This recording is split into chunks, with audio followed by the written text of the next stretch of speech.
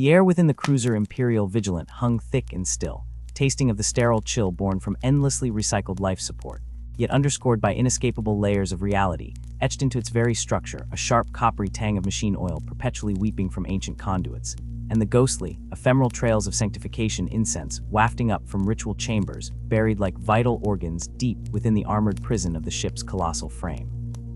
Down vast interconnecting halls, past echoing caverns echoing with the silence of sleeping ranks beyond bulkheads thick as fortress walls, past the silent, waiting stacks of munitions, and the yawning emptiness of staging areas reeking of departed battle readiness, Warden Darius Travis occupied a space carved solely for stillness. His chamber was a deliberate pocket of near-emptiness, its Spartan nature an engineered sanctum for contemplation amidst the endless metallic transit of war.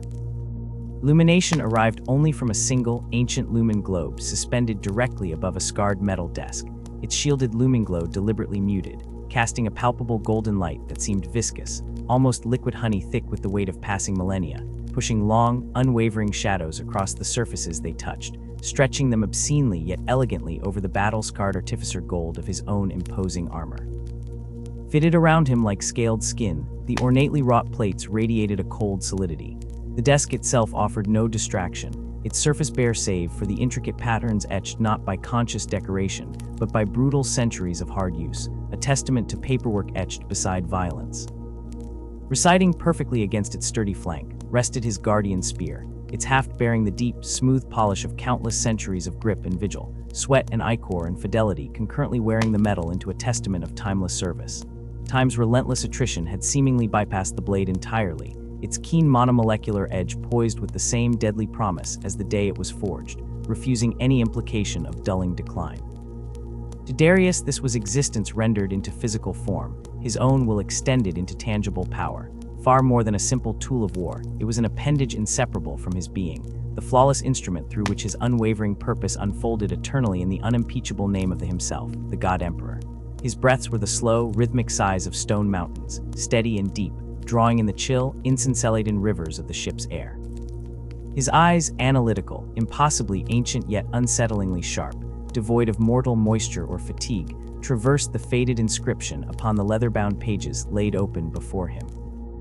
The material of the ancient codex had succumbed some measure to the relentless march of epochs, its pages whispering with brittleness, their textured surface a unique landscape of ink, prayers meticulously penned alongside shard fragments of historical records, each character, each word, laid down long before his own millennium-spanning service had even begun.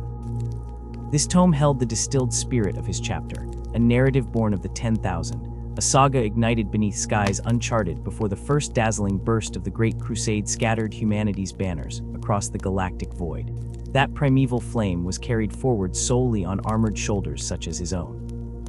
The written scrawl shimmered with recounted victories snatched from the jaws of annihilation, spoke eloquently of betrayals that cracked empires, exalted the immutable demands of duty, and the vast, soul-consuming toll it demanded of the infinitesimally few who willingly answered that clarion call, payment exacted moment by ceaseless moment. Beyond the reinforced confines of his chamber, beyond this pocket of sanctified stillness, the Imperial Vigilant surged onwards, its colossal inertial mass humming with the vibrant, unfaked life signature of a leviathan organism awake under stars. Its plasma engines pulsed and surged with the deep, resonant cadence of a cosmic heart, a ceaseless rhythm Darius, centuries ago, had absorbed into the deep background noise of his perpetual awareness, becoming another layer of his own silent pulse. Far away, seemingly leagues down the armored spine towards the vessel's foreboding prow, the crackling, machine-distorted chants of the Adeptus Mechanicus priesthood reached his hyperacute senses as a mere susurrus, a distant insectal drone of ritualistic mantras spilling from Cape Tecbriasts as they enacted the perpetual rites of maintenance, appeasing and coaxing the complex, sentient brutality of the vessel's machine spirits. Their digitized voices floated disjointed, merging seamlessly with the omnipresent, guttural growl emanating from the deepest depths. Occasions punctuated this auditory landscape, the sharp, distorted squawk of a voxcaster tearing through the monotony, pronouncing curt orders barked in clipped Gothic, dictated blessings or status reports as the fortress shulk, named Vigilant, drove its immense course ever closer towards its genesis, the poisoned, holy cradle itself Terra, the holy throne world. Darius permitted himself the fine adjustment invisible to any mortal eye, a fractional shift in posture. The movement ignited the softest whisper movement of golden adamantium alloy plates sliding infinitesimally against their counterparts, silken friction drawing a thread of sound, high and precise. Despite the ritual ablutions performed with exacting virtue upon boarding, wrapped in scented smoke and sanctified unguents, the lingering phantom scent of purged battle clung stubbornly to the molecular memory of his armor, a phantom miasma of acrid promethium smoke stinging the senses, the visceral screeches of corrupted metal tearing itself apart. The rictus smears of damnation, frozen upon twisted heretical visages, captured in the moment of dissolving beneath the consuming terror of his own flashing blade. The rebellion's spasm had ended predictably, choked swiftly in its chaotic infancy, its diseased commanders judiciously severed from life, even as their profane ambitions began to metastasize. Yet the righteous fury he had unleashed, a controlled star fury focused on extermination, left behind no echo of exultation, no fruiting of savor. Its sole aftertaste the pure, unadulterated distillation of disgust, sour and deep, for these blind, corrupted creatures daring to obstruct the shining path of the Imperium of Man, obstinate grit caught within the sacred machinery pushing forward, demanding purification. An almost imperceptible tremor vibrated subtly through the bedrick-thick deck plates beneath his sabatons, the minute signature confirming the void ship's ponderous transition deeper into another sector within the gossamer-thin envelope of the Sol system's frigid outer embrace. The journey towards Earth, the axis around which all meaning spun, neared its terminus. Soon the Custodian would resume the mantle destined since inception, standing the eternal watch within the mystic, impossible depths of the Imperial Palace, the focal monument to mankind's salvation upon an otherwise doomed planet. Unbidden and uninvited, a spark of longing manifested deep within his psyche, not thought, but more akin to instinct, reflexively brilliant, and directed solely at the concept of home, Terra. Instantly a spear-tip of pure guilt ripped through that nascent warmth, silencing it utterly. Such internal ambiguity was impurity, a blemish on unwavering focus, and a sacrifice long since consigned willingly. Here in this dim lectio cell, surrounded by silence pressing inward like velvet, Darius felt his consciousness pulled inexorably from the faded ink towards the boundless gulf of the past. Ancient fingers, powered by fiber bundle muscles steeped in golden alloys, traced unscanned, yet with unfathomable reverence the embossed sigil adorning the Codex's worn cover, the twin-headed golden aquila of Terra, wings eternally spread in proud, defiant arch against every conceivable cosmic tyranny. Memories, long accreted sediment within the ocean of his ageless mind, stirred and swirled towards the surface, potent drag currents pulling him deep. He thought not with the fragile word fragments of mortals, but with the totality of lived eon, of the great crusade, that blinding age of reclamation when destiny itself seemed forged anew each day beneath bootfall upon a million worlds, his magnificence incarnate striding across constellations draped in impossible light, his custodians an eternal honor guard orbiting him, agents, protectors, extensions of a singular sovereign will. He recalled the siege of Terra encapsulated not as memory, but as an indelible scar of light and steel and psychic concussive fury seared into the aura of his animus, resonating still in the deep reaches of his being 10,000 years after the final desperate clash upon the Eternity Gate, the apocalypse braided into the fibers of the soul. He remembered brothers' comrades sculpted from borrowed flesh and divine fire names, now echoed only within sanctioned litanies whispered under temple vaults. Each recovered fragment, spectral faces glimpsed fleetingly in the shadowed corners of his mind, added measurable mass to the singularity of silent burden he contained, the weight carried soundlessly, invisibly, an utter constant known only to all of the 10,000, the cornerstone of their eternal remit. The single lumen globe overhead flickered once, sharp and brief, an ignis spasm of uncertain origin plunging the confined retreat fraction into a deeper, more oppressive shade before the golden honeyed illumination resiliently flickered back to life. It was a trivial event, a minuscule fluctuation in the endless tide of reality, yet it arrested his internal reverie instantly. Golden tendons contracted beneath sculpted armor, his battle-honed hand snapped instinctively towards the haft of his spear, minute serpentine fibers anticipating the roar of battle, before the conscious mind could possibly form the concept within the fleshy confines of its skull. Reflex and will so perfectly intertwined it constituted pure existence itself. Before cognition could register the reflexive draw, before the potential threat could manifest beyond the theoretical, the moment dissipated entirely, a mote of temporal dust swept aside. Environment reasserted its peace. The fortress ship was secured, its crew operated within parameters of devout efficiency, its machine spirits vocalized only with satisfied liturgical growls. Danger was illusion, a phantom memory swirling like smoke over the unyielding bedrock of his vigilance. There was only the endless, patient watch before duty eventually roared its final, undeniable command. Darius slid infinitesimally backwards within his throne, the motivators threaded through his armor purring a soft, almost imperceptible complaint at even this microscopic infraction against frozen vigilance. His gaze, diamond-sharp, slipped away from the history pressed onto fragile paper, traveling instead into the shadowed corners of the vaulted ceiling, to areas where darkness seemed to pool and congeal, discovering territory where past phantoms convened like condensed galactic mists that whispered names forgotten. Millennia trodden beneath his golden tread, epics witnessed like the slow rotting and reforging of continents. Despite the crushing tides of interminable time, his central purpose remained pristine, unmarred, crystal clear. He was the unblinking sentinel, the imperishable rampart shielding humanity's feeblest glimmer of survival.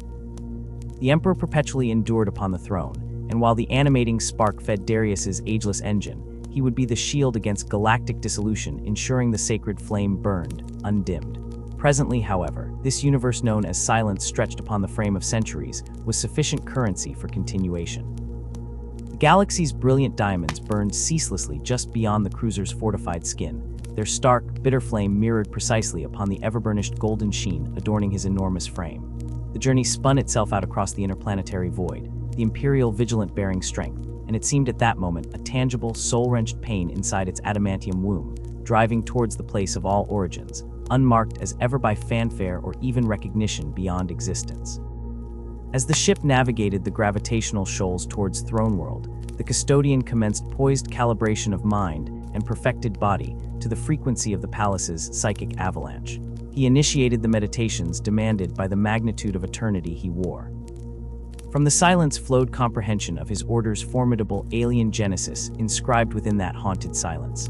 It remains unutterably difficult, even when possessing eyes that witnessed ages begin and crumble, to disentangle foundational bedrock from the delicate, shimmering weavings of gloried myth accreted around the origins of the Custodian Guard. The intractable nature of this quandary born from the prime truth, their story unfolded in a time situated truly beyond memory count, before the Emperor's grand design possessed a tangible form stretching beyond the single planet.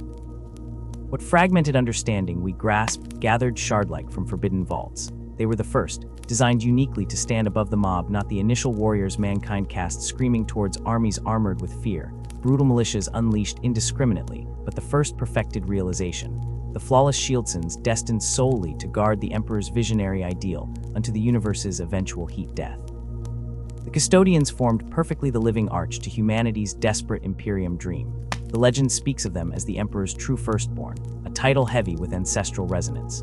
Before them strode the Thunder Warriors, catastrophic engines of annihilation and terror, whose mutated muscles and traumatized minds couldn't conceal their ultimate design flaw, intended to burn fierce and brief, destined to immolate themselves upon their own contained nuclear instability. The Custodians represented a wholly distinct evolution. Forged by the holy primogenitor's own sculpting genius, they manifested no less than the bleedinged apex clawed back from humanity's drowned zenith, technologies spun from the bewildering sciences, born only in the mythos of the lost dark age, interred beneath psychic catastrophe. Where celestial order defined the Thunder Warriors as expedient instruments mandated to conquer world after tormented world through brute, blunt slaughter, the Custodians took form to embody eternal sentinel watchfulness, immovable bulwarks holding chaos at bay. Their construction emerges only from whispers passed down secret paths, a process demanding impossible complexity, operating upon the meat and agony of a single human specimen. While the Space Marine legions, who subsequently swept across galaxy frontiers, found creation embodied within template multiplication spreading like galactic plague, yielding millions upon millions of altered variants, the Custodians ignited singly from flawed inception to agonizing sentinel emergence. Each one endured shaping not as assembly line weapon, but as unique artwork meticulously sculpted over decades, soul, sinew, bone, perception molded upon perfection's jagged altar. The resultant incarnation physically transcended simian origin, a posthuman force whose strength shattered material reality, whose speed conceived its own detached temporal sphere, senses sharpened to the observable fringes of prediction itself, perceiving manifested threat before embryonic existence could solidify within the predator's mind. Yet such unprecedented manifestation, such glorious proximity to nascent divinity, demanded its hideous due and shattered lives discarded. The threshold for selection pressed upon realms immeasurable and beyond natural achievement. from tens upon tens of thousands of purest Terran stock, subjected to unimaginable filters probing spirit and biological perfection. Barely a handful might gleam through, as viable husks ready for dissolution into something sublime. Merely potential candidates undertaken willingness consumed thousands. The endless transformation commenced upon them, until decay announced itself inevitably, stretching across tortured decades, structuring an eon biochemical, genetic and psychic alchemies designed to shatter normal consciousness like fragile parchment. Only through such continuous agony hammering at the progenitor bronze did emergence become conceivable. The survivors who persevered beyond that obscene boundary possessed no remaining tether resembling contemporary humanity. They stood transformed. Something else entered the galaxy draped in golden purity. Gossamer Historioso sources whisper their maximum number ever attained plateaued firmly at the legendary 10,000. Scholars argue if this total originated as profound symbolic limitation, the God Emperor's fear manifesting through calculated restriction, ensuring such concentrated, unanswerable potency could never pervert its sacred remit, or merely reflected the irreducible impossibility imposed by the crude brutal cost in broken children poured upon altars simply to attain each pinnacle paragon, now standing as Terran monolith. Truth remained swallowed in secrets maintained successfully despite 10 millennia. They anchored themselves eternally within legend as the 10,000, the syllables still bearing impact sufficient to hit hard armor like propelled fuel slugs. Their arduous genesis, fraught legacy unfolded nowhere near the realm of forgiveness or charitable grace, designing prefects less than men. Much like the legendary Terran jewelsmith seeking ultimate crystalline flawlessness, the Emperor's proprietary processes employed tools infinitely crueler. One solitary flaw discovered along the decades-long torture, shaping flesh or soul beyond mortal comprehension, was sufficient enough contamination, condemning the entire candidate irredeemably into shreds sprayed across erasure pits. Quantifiable scarcity underlining their legacy functioned as Athenaeum defensive doctrine, and simultaneously our critical vulnerability. Each custodian prosecuted existence as an indomitable fortress reality unto his sovereign palace, so monumental that allegorical sagas spoke easily of solitary golden figures casually annihilating entire army cohorts purpose-grown to consume worlds, entire kingdoms dissolving against resolute adamantium. Transcending their perfected martial architecture, they were also divinely ordained emissaries for conveying the Emperor's unyielding imperatives, honored companions chosen above heaven-elected faithful alike. His confidence in that impossible age he strode visibly beneath mankind's peasant awe. Wisdom encompassed legitimacy far beyond being warriors incidentally. The Custodians held place permanently beside his skeptic throne, tackling intricacies threading imperial politics, contemplating philosophical labyrinths beyond lesser understanding, sharing intimately his far-reaching designs shaping a nascent imperium poised to devour the firmament itself. Their concept devotion wasn't merely drilled into reflexes like base imperial guards. It defined structural support, impelling their very enclosed visceral animus inseparable foundational bedrock, become autonomic state beyond conscious control. Doubt contained no niche within precinct wall. Self-preservation represented inconsequential waste signal amidst consciousness coded solely for obedience. The Emperor's sacred intention burned inseparable from their core motivation. Within a blood-slickened galaxy treacherous hollowed pit, the Custodian Guard held exclusive confidence entrusted with the Godhead's innermost secrets. Those revelations not meant for unshielded consciousness whispers suggest they endured even forbidden knowledge-grasping truths, whose mere whispered edge could peel sanity like overcooked fruit skin. Their premier millennia dawned during Terra's grim unification conflicts, consigning chaos heathendoms unto divine judgment. They strode forth then not as modern resplendent archangelic monuments gilded reflective light, but as mighty avengers encased implicitly brilliant crimson, capped accurately by burnished gold metal, their guardian spears merely extensions of terrifying purpose-cutting obsolete planetary tyrants as casually as scything fever grass. Execution precision exceeded only by cosmic adjutant angels dispatched by divine fiats. Collective myth recalled, undisputed across Hive chronicles, that during these primordial dawn epics erupting iron across Terra, mere entrance into fortress city or court palace chamber by simply one custodian inevitably compelled arrogant warlords, their pride self-constructed towering monument to psychic temporal power, to instantly bow adorned craniums nearly scraping blasphemous opulent floors, humbled into dust. Utter misapprehension flowed inevitably from uninformed theological seepage idiocy, claiming custodial guard represented evolution, sculpted onto space marine paragon template, corrected visibly following asymmetry and forgotten study. Such facile simplicity merely blinds deeper appreciation for peculiar singularity, reciting ancient origin point. Custodians categorically exist disparate, unmade, through pre-Legion developmental arcades, apocalypse, not predictive refinement towards Star Warriors, arriving subsequently en masse. They bore no echoing ambition, seeking vainglory conquest captured ruins for tomb glories. Their sacred foundation purpose eroded empires solely via object permanence defense impervious shield, manifesting protection fidelity existence radiating holy beacon Gehenna core. Their distinct structural vessel contains subordination binding entire warp segments purely into dominating, while manifestation exclusively critical decisive moments. Significantly, historically immutable, Custodians, permutations executed upon modification templates continuously shifting shaped material reality, nearby century initiation signals. As sovereign executioners command personally curated via Lord Terran leadership, conducted assault vanquishing Morlock Sen Confederate Empire, vaunted among formidable historical opponents, revealed specifically during Terra Grim Unification epics, reaches apogee infamous Red Frost battlefield annihilation, events witnessed Tyrant Prophet soul dissection sentencing. Peerless annals attribute entirely Custodian intervention masterfully executing decapitation, blow signature simultaneous annihilation form, ultimately concluding subsiding combat integration solely. Consolidating reputation irrevocable, as Emperor-chosen execution utility extensions, radiates transcendent next category operating scale. Thunder Warrior's primitive prototype precursors calibrated to primitive destruction function strictly like appended hammers, crushing vast ideas' ignorant fragility. In contrast, Custodians pursued measured direction resistance nobility, achieving governing wisdom accretion. Loyalty bonds etched beyond plain battlefield continuously, intrinsic to raw genetic being architecture. Historic primary observer alone documented initial degeneration mutations, scourging Thunder Warrior grip primitive armies, forged haste demanding unparalleled physical determination, doomed inherent instability, eroding gradually faculties ceaselessly, while hungering mutiny entered spirit cracks, finally erupting golden Terra necessity annihilation, dictated sworn fealty fidelity crown. Custodians bore solemn Grail writ executing suppression, related internal rebellion aligned accordingly, establishing continuity termination sequence hunting remnants, dispersed remnant hyperwarriors, who had previously stood aligned trenches mere days prior conflict triggered. Referential records detailing atrocity, suppressed veil mandated commemoration. Blood ritual echoes betraying deep turmoil, hoisted betrayal hatred, upon constructs fighting creators, constitute darkness condensed narrative revealed. Crucial Imperium milestone delineating twisting point irrevocable pathway, anointed successor triumph.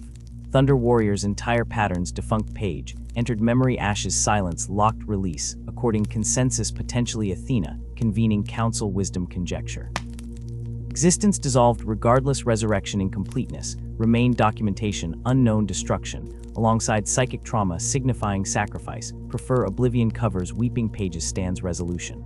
Succeeding blazing pyres emerged glorious Adeptus Astartes, integrated genetically dominated armies securing Emperor banner, breaching galactic frontiers forward catastrophic crusade aniquilatus. Stillness remained Custodians fundamentally defined outside circulated legion understanding structure isolated pillar functions, extinction, centered absolutely unique ancient duties, survived thousands generations, witnessing silence echoed writhing, inevitably alone irreducible sovereign template shielded entirely historical royal. Crude centuries wrapped separate purpose integrated golden starlight perpetual king guardians radiating alone gold bastion purity impervious decline holding solely. Divine contract origin manifest shielded defiant silence sudden star candle eternal distant galaxy immovable throne shadow. It was during the vast star-spinning conquest known as the Great Crusade, when the Emperor turned his unwavering gaze ever outward, that the purpose of his personal guard crystallized into its truest form. While the mighty legions of the Space Marines, his generals and conquerors, were dispatched across the galaxy to bend worlds to imperial compliance, the Emperor's own Custodes remained by his side. They were not commanders marshaling armies, they were something more intimate, more essential. They were his impenetrable shield, his shadow and his light, his most trusted advisors and the hand that would enforce his will in the silent spaces between empires. They stood beside him upon alien soil, a wall of gold amidst the treacherous splendor of Xeno's courts, and on battlefields choked with the smoke and ruin of opposing humankind's unstoppable advance. Their presence was constant, an extension of the Emperor's own authority. Yet, for all their countless deeds across countless war zones, one pivotal battle echoed through eternity, etching their legend deep into the rock of imperial history, the cataclysm at Gyros Thravian. Epics of retelling have inevitably shrouded the precise details in myth and heroic exaggeration, yet the core truth shines through undimmed. The colossal orc warlord Grax Blackfang had gathered a tide of green flesh and fang, so immense it was spoken of as darkening the horizon itself, an ocean of brutish violence threatening to drown three of the Emperor's finest primarchs and their legions Horus, Rogel Dorn, and Mortarion. Even their combined martial genius and the thunderous might of the legions faltered, overwhelmed, pressed back, teetering on the precipice of annihilation. Then came the light.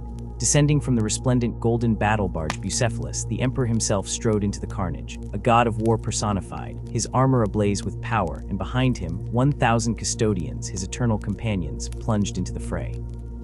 Their charge was less an assault and more a celestial scythe passing through brittle stalks, orc bodies and crude machines sundered, torn apart with flawless, horrifying precision, each custodian a whirlwind of destruction. The climax loomed grotesquely above the slaughter, a mountain of scrap metal and malice, a gargant war machine crushing all beneath its gate. There, upon its shuddering summit, the Emperor confronted Grax Blackfang. The orc warlord towered, a brute gargantua dwarfing even the golden giants flanking their master. The confrontation was brief. A single, impossibly dazzling stroke of the Emperor's blade detached the titanic head of Blackfang, sending it crashing down onto the battlefield far below like a meteor of failure. With their warlord's death, the orc horde lost its primal cohesion. Panic, absolute and instinctual, shattered their crude ferocity. Like leaves surrendered to a hurricane, the greenskins fled. And the Custodians harvested their flight. They were remorseless engines of annihilation, cutting down 10,000 orcs in moments, golden statues moving with lethal grace amidst the rout, breaking the back of the monstrous horde utterly. Crucially, amidst this staggering victory, stinging in its isolation against the backdrop of triumph, it is recorded that only 3 Custodians fell. Their sacrifice was not merely noted, it was inscribed upon the Emperor's own armor, a permanent, somber reminder carved into living gold, echoing for eternity the heavy cost demanded even of these peerless warriors. This victory at Gyros Thravian was no testament to overwhelming numbers, it was the apotheosis of their purpose. When others might falter or doubt, the Custodians stood unbreakable. Tales whispered in voidborn stations, and armored hulls speak of them confronting Xeno's abominations, birthed from the void's blackest nightmares, of standing unconquered against spectral assassins, wielding blasphemous energies and techniques that warped reality itself. Whether on the fiery birth-scarred worlds brought forcibly into the Imperial fold during the Great Crusade, or navigating the treacherous, poison-laced depths of humanity's own lawless underhives, or maintaining an icy watch within the treacherously gilded halls of fallen courts, the Custodians proved their sovereign claim as the Emperor's ultimate sanction again and again. It was perhaps this intrinsic duality, this profound ambivalence, that truly defined the Custodians in the eyes of those who fought alongside or beneath them. To the common Imperial soldier, that flash of gold upon the battlefield was simultaneously a blessing and a terror, a sign the Emperor's boundless protection was near, that no harm could touch them while those silent guardians stood vigilant. Yet that selfsame gleam carried an undertow of chilling dread. For the Custodians were also the hand of judgment, executioners manifest, empowered and obligated to deliver the Emperor's justice with pitiless finality, without hesitation, without remorse. Unlike the legions unleashed upon military conquests, the Custodians were brought to bear against existential corruption foes who offered no quarter and deserved none. A mere handful of them could snuff out a burgeoning rebellion in a single red afternoon, or irrevocably silence a treacherous Xeno's conclave, negotiating poisonous pacts in shadowed chambers. Yet for all their unmatched martial might and terrifying potential, the Custodians were never intended as a conventional army. They boasted few void ships of their own, content to ride within the vast, complex fleets of the broader Imperium. They were, without question, a scalpel honed to an atom's edge, not a bludgeoning hammer. They were summoned only for those critical moments where utter precision, unwavering purpose, and absolute fidelity far outweighed the blunt application of overwhelming force. Whether spearheading a surgical strike into a seemingly impregnable fortress, standing sentinel over the sacred solitudes of the Imperial Palace, or shielding one of the Emperor's designated emissaries amongst wolves, they performed their function, flawless and implacable, wherever their duty required their presence. With each unparalleled victory, each impossible feat witnessed in the crucibles of war, their legend grew, whispered in awed tones across the stars of the fledgling Imperium. To some minds they were terrifying avatars, the Emperor's golden angels of death. Perhaps it was this very proximity to the living Emperor, This intimacy of purpose and service at the very foot of the Golden Throne itself, that forged their unparalleled aura a presence tinged with the numinous, radiating an almost religious reverence. They were perceived as the final bulwark against creeping chaos and inevitable ruin, the last defenders of the light. Without them, it was said by terrified souls and grim strategists alike, the Golden Throne would inevitably crumble. Without them, crafting their quiet perfection, the Emperor's grand, unwavering vision for a unified humanity would be extinguished like a candle in the warp's eternal gale. Longinus Varadakar, shield captain of the Shadowkeepers, once declared, sharpening a blade already sharper than thought, "Whatever the weapons we clasp, whatever the dark deeds etched upon our souls, they carry the justification of absolute necessity. Without us, the Golden Throne falters. Without the Emperor, humanity is adrift, a prey beast for the dark." These words fused into the very essence of every custodian, a core truth as unyielding and polished as their auramite armor. From the glorious, complex tapestry of the Great Crusade, that magnificent expansion stretching humanity's claim towards every cosmic horizon, there unraveled a darker thread, the blood-soaked tragedy known as the Horus Heresy. This cataclysm became the galaxy's most profound hour of darkness, a time stained by betrayal so deep it scorched brother against brother, tearing the heavens asunder and threatening to shatter the nascent Imperium. The radiant golden age of expansion under the Emperor's assured guidance plummeted into an epoch of savage violence and shattering faith as Horus, his favored son and warmaster, turned upon his creator, raising banner and blade against divinity. The legions of the Adeptus Astartes cleaved in two. Brother faced brother in monstrous conflicts, vengeance-blinding strategy, and the very fate of all known space trembled upon the brink of obliteration. Crucially, however, within this maelstrom of treason and shifting loyalties, this storm that threatened to drown reason itself, the Emperor's personal custodians remained pillars of absolute adamantium loyalty. They stood fast against the crashing tide of chaos sweeping through the legions, unmoved and undivided. Yet even before the malignant seeds of the heresy sprouted into outright war, this proximity to the source of all imperial authority brought the Custodians into a perpetual state of unease regarding their relationship with the Adeptus Astartes. The fundamental schism in their genesis and ultimate purpose bred a constant, low-level friction. The Custodians observed the legions through lenses polished by direct communion with the Emperor, respecting their formidable utility as instruments, yet harboring a profound, ingrained suspicion fringed with apprehension. They viewed themselves as purer vessels of the Emperor's will, unsullied by the troubling, tangled webs of ambition, rivalry, and the roiling emotions that troubled even the greatest of the Space Marine legions. Tragically, it would be precisely those unchecked ambitions and consuming emotional drives, pride, despair, envy, ambition unmoored, that saw entire legions succumb to the seductive whispers of chaos, shattering legions sworn to eternal brotherhood. This nascent tension escalated dramatically during pivotal pre-heresy episodes, the most stark being the censure of the word bearer's legion upon the devastated ruins they had known as Monarchia. There, the Emperor staged a performance of unanswerable authority designed to crush devotion deemed heretical, and the Custodians formed its golden backdrop.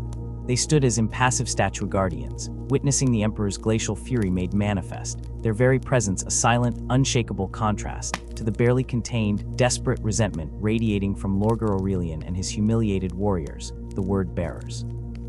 That legion, it was said, always tarried where others advanced with crusading zeal. Where worlds were conquered and logistics established, they erected towering cathedrals of devotion, filling the chill void air with the echoing cadence of prayers and incantations. Their devotion to the Emperor curdled into a ravenous worship that shimmered dangerously on the precipice of outright heresy, a bottomless need-seeking affirmation. Lorgar Aurelian, primarch of this zealous legion, stood as its architect. His genesis upon the dust-choked world of Colchis profoundly shaped him, a planet steeped from its poisoned core in fervent faith and ancient mysticism.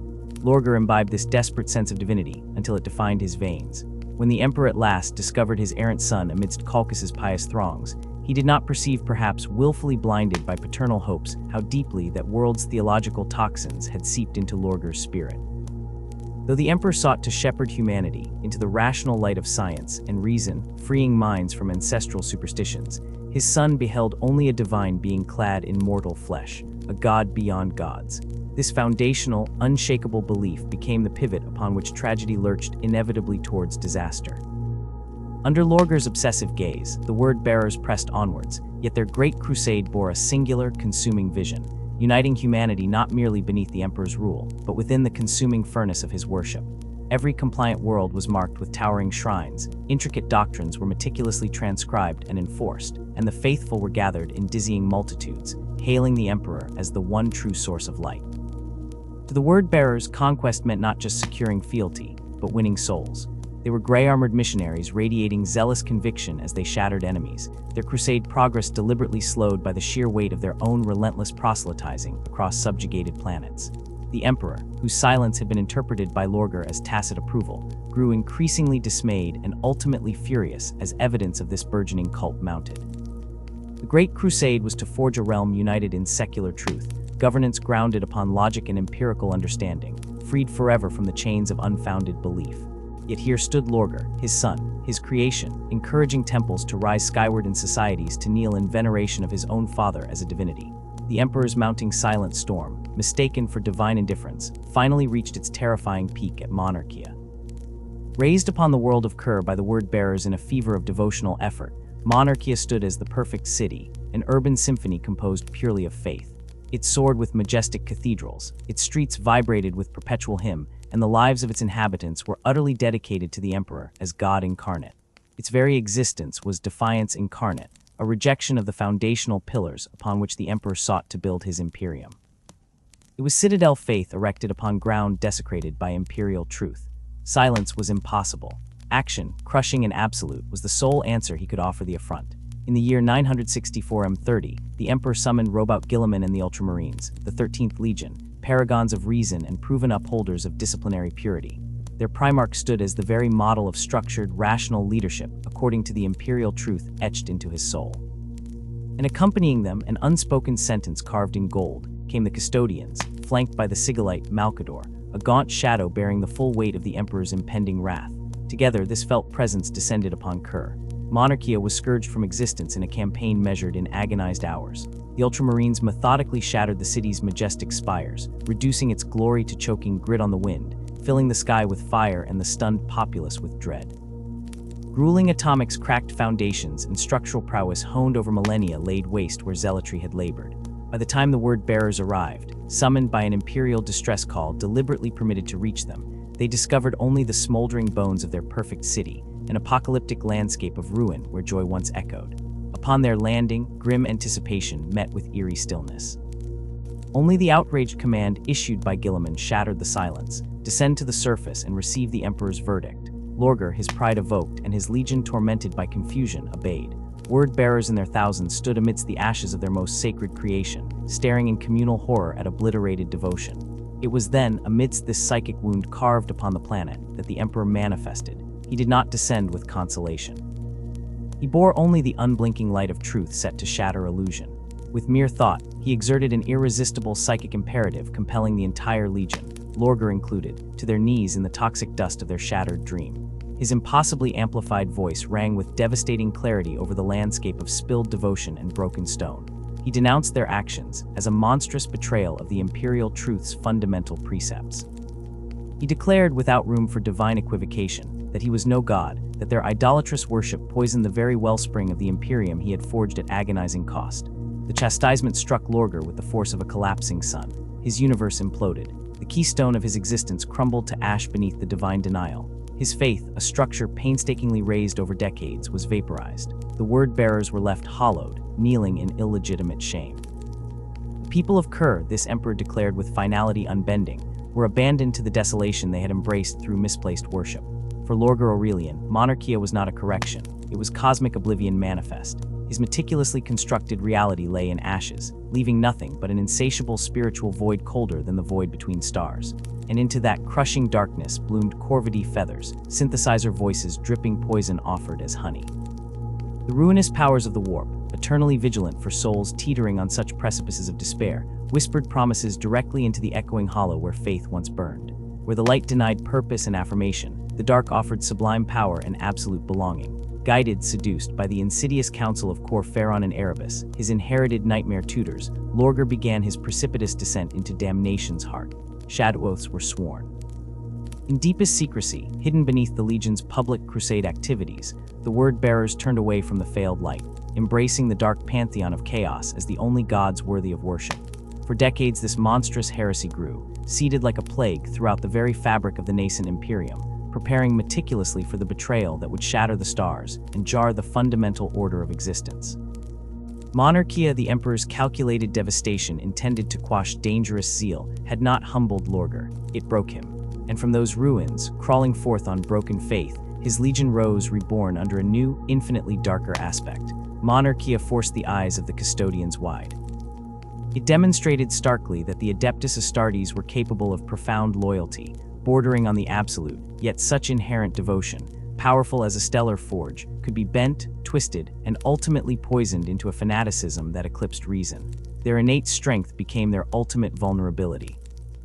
As the Great Crusade rolled inevitably onward, spread thinner across vaster fronts, the hyperware Custodians began to sense other, equally dangerous currents swirling beneath the surface. They observed the brilliant Primarchs, titans closer to gods than men, yet possessing fundamental flaws, hairline cracks in their otherwise wondrous design, each hinting at potential fractures that could widen under strain. Horus's burgeoning ambition, weighted with destiny, Angron's feral rage barely restrained within a broken spirit, and the terrifying sublimated fervor witnessed in Lorgar were recorded within the Custodian Guard's collective consciousness. They watched, vigilant yet deliberately detached, keen eyes brushing over these embryonic fractures marring the divine Primarchs. Bound by necessity, by the specificity of their purpose, they would not act until commanded, yet these observed imperfections did not escape notice or fall into blind ignorance. Among their own ranks, such discord was unimaginable. Plots and jealousies held no purchase. Ambition found no fertile ground. Every Custodian stood aligned solely upon the bedrock of duty to the Emperor. This purity, however absolute, created a necessary distance, a loneliness of purpose. It was inconceivable within the complex brotherhoods of the legions. Horus Lupercal shone brightest among his kin, the favored Warmaster radiating charisma that drew worlds and warriors alike into his luminous orbit. His strategical mastery surpassed even the most formidable of his brother Primarchs. Trust cascaded upon him.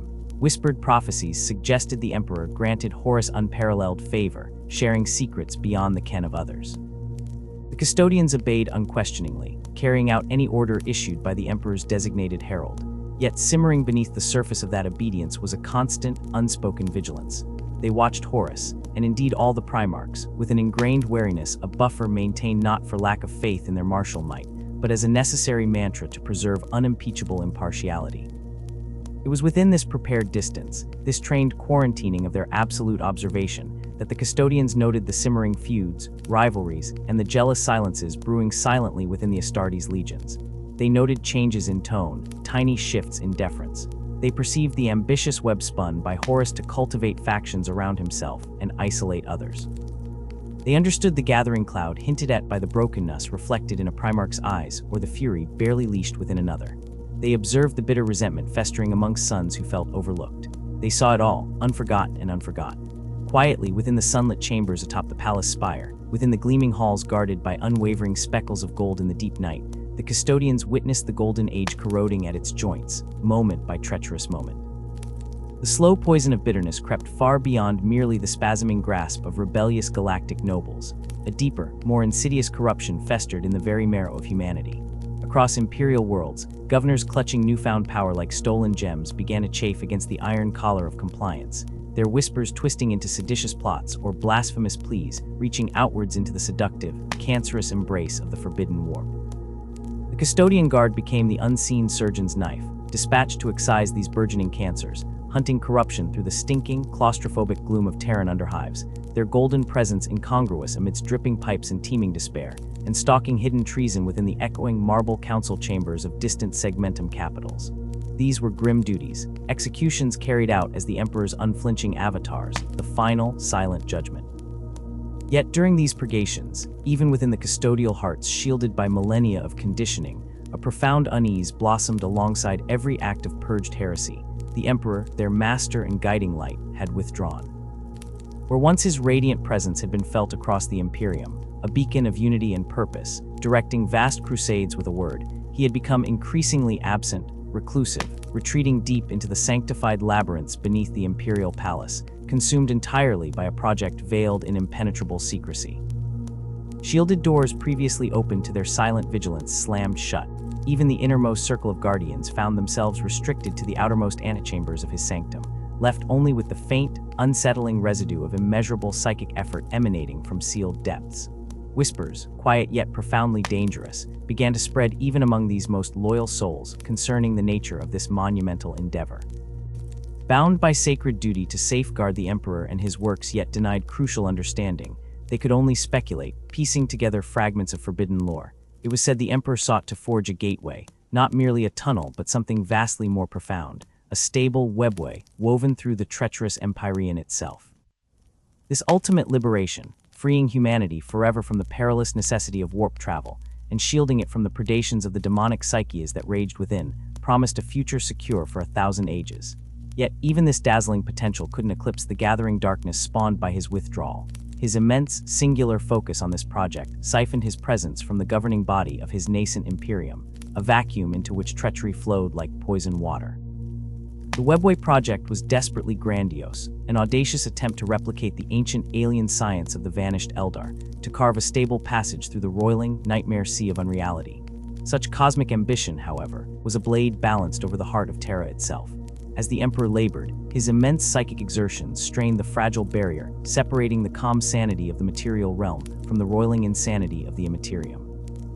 Pinpricks of unnatural violet light flickered where reality frayed, and through these microscopic rents, drawn by the psychic scent of his monumental effort and the weakening veil, came the hideous, predatory minds of demons. Clawed phantoms manifesting from pure malice, gibbering monstrosities extruding into crystalline corridors, housing mankind's greatest secrets, entities howling with a hunger to devour life and unravel the ordered fabric of existence itself. The Custodians, alongside their stoic, terrifyingly silent allies, the Sisters of Silence with their auras radiating psychic negation, were now the only bulwark against this encroaching, impossible tide. The battles fought within those lightless subterranean arteries, the silent, shielded vaults, and the shimmering chambers echoing with forgotten power were never recorded, victories and losses alike swallowed by millennia of deliberate, panicked secrecy. Against entities forged from the malevolent dreams of unborn gods, sheer martial skill and physical perfection counted for little. The Custodians' ironclad mental defenses, their minds honed beyond normal human endurance, were tested beyond all precedent. Before them writhed creatures existing as concepts of perfected agony or impossible geometries of hate, each psychic shriek designed to peel sanity from the strongest psyche.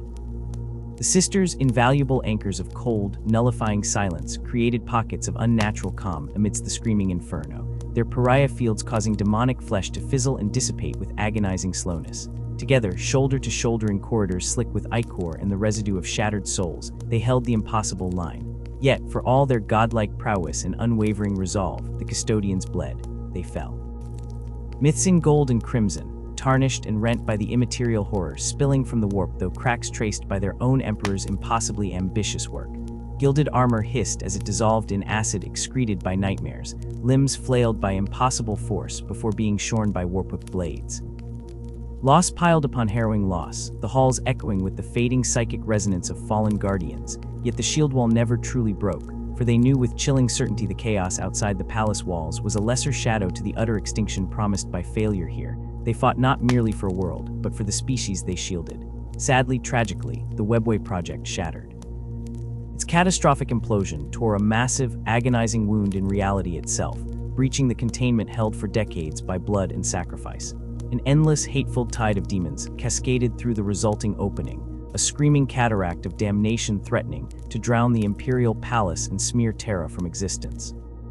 The Emperor, his great dream collapsing around him, was forced to abandon the shattered project, pouring his incalculable power not into creation, but into a perpetual, desperate battle fought solely within the tortured arteries of the failing Webway conduit itself, physically barring the flood with his mind and body. The Custodians, left atop a drowning fortressity, bearing the piercing knowledge that they had witnessed the collapse of humanity's brightest hope, fought on with the terrible weight of failure settling onto their souls. They held the terrestrial breaches with superhuman tenacity, but they could not protect their master from the devastating battle he waged within the screaming abyss. The wider heresy, stoked by this cosmic wound, culminated in a thunderous, shattering assault on the throne world itself. Horus Lupercal, his most beloved son fallen to ultimate blasphemy, led his traitor legions in an apocalyptic attack upon the solar system. His corrupted fleets, grotesque amalgams of brutal warships and weeping flesh, blasted through the iron rings of defense and orbital fortresses circling holy Terra, warships contravening all natural law plunging into the cradle of mankind. For the Custodian Guard, this ultimate siege represented the final, consuming crucible of their existence, stripping away the ceremonial vigil and revealing them fully as warriors, pure and devastating. Kneeling motionless behind the defenses was over. The age of observation had irrevocably ended, supplanted by an eternity of relentless war.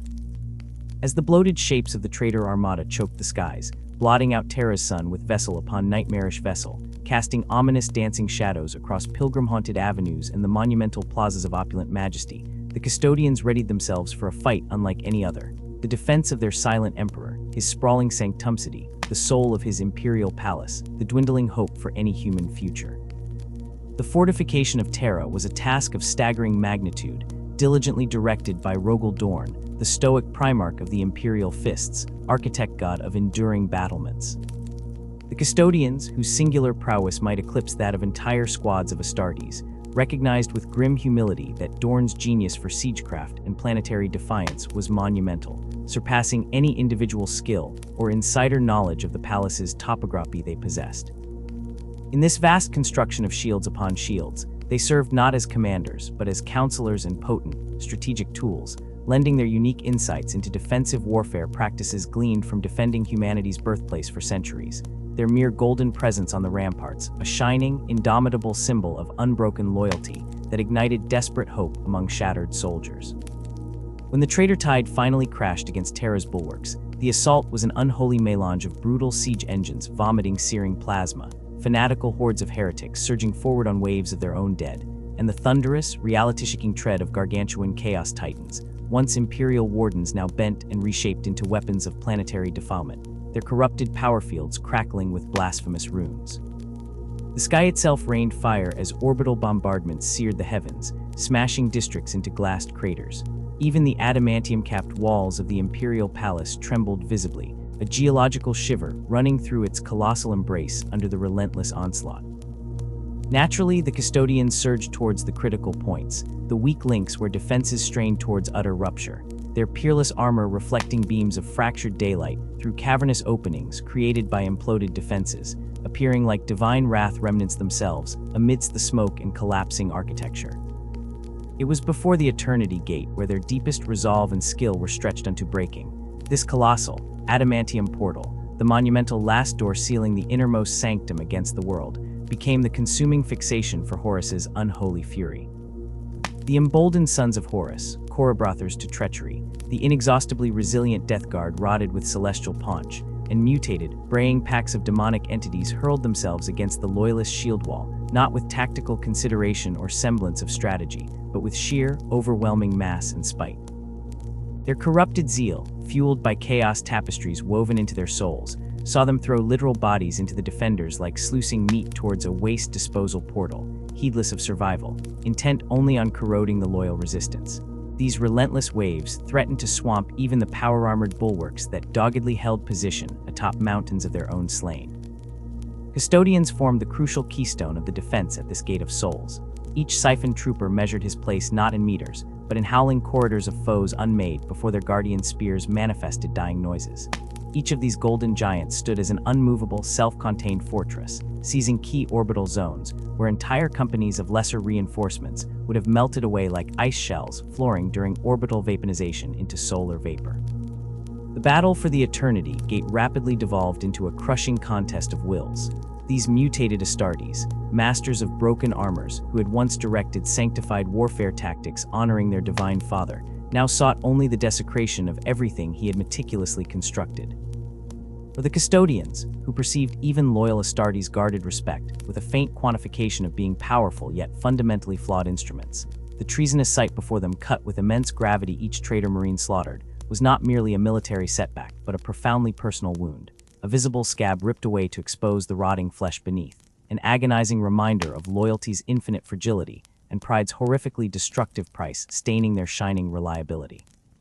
In one nexus of particularly savage fighting, recounted in gruesome detail through private guard statistics missives, a guardian identified only as Larian Scorpiwauger entered an isolated, protracted duel against a grotesque captain of the Death Guard Legion. The bloated figure, a swollen monument to grandfather Nurgle's pestilent love, honked and chuckled with infectious despair, taunting Larian with prophecies of inevitable decay claiming his golden armor. His resolve, the very emperor they both sought opposite goals for, that all ambition crumbled to rusted ruin and skeletal bleached memories, left to disintegrate by cosmic time measured as entropy personified. Larian, not answering with boast or curse, merely advanced with impossible speed, cutting through the intervening melee like a power-bladed blade through soft Agnellian wax. Ignoring flies the size of fists and the smoking acidic wounds from squirted projectiles, fired by mutated organs from enemy troop flanks beneath scrap metal shield platforms held high by cultists below, Larian plunged into single combat. The struggle proved long and brutal, a tempest grinding metal against plague-hardened carapace and sickening animate flesh that regenerated almost instantly. Yet eventually Larian sank his spear deep into a softened, palpitating jelly-like chink in the captain's corroded armor plating. The captain gurgled words like bubbling pus as he disintegrated into rotting biomass slowly vaporized by the power field crackling along Larian's spear. Larian stood, significantly scratched and bearing acidic patching across ceramic plates instead of non-shielded jams, sweeping gore into deep saturated mossy seams across the broad plates of his golden warplate, but importantly, unblemished golden armor beneath the patina splashed remnants of the putrid filth that encompassed his enemy stood testament. And crucially, entirely beyond the grasp of cosmic decay promised as the mirror of the traitor Liege's final taunts. For what felt like eternity stretched thin across the fractured bones of sane history packs of demons, materialized through fractures sizzling in the air itself, their forms an abyssal kaleidoscope of misanthropy, scorpion-tailed horrors snapping phasing jaws made of despairing souls, multi-limbed psychopathic flayer hordes that shifted mass like spilled internal organs appropriating humanoid mobility. Their cacophonic howls were tangible psychic blades directed at the resolve of any shielded mind nearby. The Custodians and Sisters of Silence fought deep through exhaustion reserves, burning across cellular respiration parameters unattended. Resilience was no longer a conscious decision, but a biological imperative, hard-coded in metaphysically reinforced DNA strands.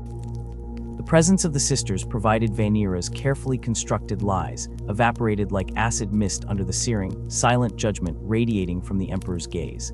A psychic detonation witnessed by Dominica that snapped the chains of doubt, burning away her treachery and igniting anew the pure, fanatical flame of her devotion. Dominica returned not for reconciliation, but as the Emperor's righteous hand, sent to execute the traitor personally, her own faith violently restored by the unfathomable power of the Custodians, intervention a power forged and meticulously preserved over 10 long millennia. For 10,000 years they had stood their eternal watch, their golden forms immovable statues guarding the throne world, their vigilance unbroken by the relentless passage of centuries. Time itself, that corroder of empires, had failed to gnaw at their skills, failed to weaken the diamond-hard resolve sculpted within each perfect warrior. They trained endlessly within the sacred precincts of the Imperial Palace, endlessly repeating the forms passed down since the Great Crusade, honing already sublime bodies and incisive minds to a grace that touched upon the supernal, a state verging on perfection. Yet at this precise moment in the decaying Imperium's doomed trajectory, that perfection found itself tested as never before. The God Emperor's sprawling domain teetered on the razor's edge of annihilation, a cancerous growth of worlds choked by internal rot and besieged, on every conceivable side, by a rising tide of extinction. Above the plague-ridden planet of Cadia, a hideous tear had sundered the heavens, the cicatrix maledictum, the great rift, pouring forth a vomitide of raw chaos and gibbering demonic legions, threatening to drown the Emperor's sacred realm in shrieking madness and infernos that consumed entire civilizations. Teloris, a Custodian godspear, voiced the bitter disillusionment festering beneath the golden helms while surveying this apocalyptic vista. The Emperor's realm, he uttered, the synthesized tang of his vox lending the words a chilling metallic finality, is a festering ruin. Overcrowded worlds drowning in their own morbid ignorance and mindless, paralyzing fear. It is a crumbling ghetto, ablaze from one crumbling end to the other, perpetually devoured by the twin flames of endless war and its own cancerous stupidity. They do not deserve their emperor. They do not deserve us. The harsh, acidic truth of Teloris's pronouncement hung weighty in the stale air of Terra's bastion, a corrosive indictment of the humanity they served yet scorning, yet none of that indictment, however brutally accurate, altered the inviolable bedrock of their existence. None of that alters the fact that our duty must be done. That bedrock sentiment, forged in the fires of the heresy itself, crystallized the harsh, unyielding reality confronting the Adeptus Custodes at this nadir of humanity's history. Their sacred charge, etched upon their genetic code and inscribed upon their souls, was not to be the judges of humanity's worthiness, a value plummeting towards negligible depths, but its eternal defenders, sworn protectors regardless of how abysmally low the species had sunk, how grotesque its deviations had become. This unfolding age of darkness, this time of encroaching oblivion, a period that threatened to extinguish the Astronomican's light forever, paradoxically kindled a renewed, almost volcanic determination deep within their ranks. In ages past, the iron shackle of their duty had strictly confined them to the echoing, labyrinthine halls of the Imperial Palace, their focus so utterly centered on the Golden Throne, one could believe the rest of the universe had ceased to exist. Now, as the unknown shadows of the era Indomitus began to bruise the galaxy with their malignant touch, almost imperceptibly at first, the parameters of their ancient purpose began to expand, to metastasize like loyalty itself becoming aggressive.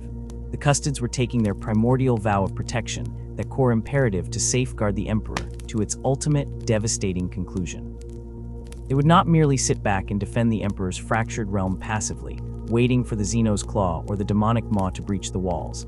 They would actively seek out and annihilate, utterly, the myriad blasphemous entities who dared threaten its brittle existence. This was the pure, ruthless extension of the age-old Terran strategic wisdom. The best defense is a decisive, crushing, annihilating offense. And so, after millennia of glorious isolation, the guardian hosts of the Adeptus Custodes, bearers of the Palatine Aquila, prepared to march to war. The companions, the sacred coterie of 300 elite warriors entrusted with the direct, unbroken defense of the Emperor's Solium Imperatoris, remained anchored to the dust of Terra, their presence unwavering beside the flickering psychic lumen on the throne. Yet the rest of the Custodian Guard, legions of post-human warriors whose martial skill was legendary even in silence, turned their gaze outwards to the fear-darkened void and the innumerable stars burning with threat. It was at this bleakest nexus, as the Custodes embraced their nascent militant destiny, that another improbable spark of hope was violently struck into life amidst the encroaching shadow. Robout Guilliman, Primarch of the long-scattered Ultramarines, architect of rationality, was wrenched back from the very precipice of unending stasis death by a convergence of incredible factors. Desperate sacrifice heaped upon desperate sacrifice, melded with obscenely complex arcane ingenuity that bordered on the miraculous. His return was less a mere resurrection, and more a defiant spat into the hungry void, a miracle undoubtedly, yet a miracle purchased with oceans of mortal blood and priceless relics consumed in the process. And with his emergence came a sudden, potent glimmer of defiance against the galactic tide of chaos, a cold, resolute defiance personified. Though his stoic countenance, noble and largely unreadable as adamantium, betrayed nothing of his inner turmoil in those initial moments of terrified new life, Guilliman was profoundly, existentially shaken to his core by the decaying, pitiable reality of what his father's once glorious empire had become during his cold slumber. The Imperium had ossified, mutated into a bloated, hypocritical, grotesquely inefficient parody of the rational, unified stellar empire he and his brothers had bled to establish, fractured by the cancerous growth of suffocating bureaucracy, barnacled by layers of fervent, dangerous religious fanaticism, and drowning in an ocean of abyssal ignorance that drowned enlightenment.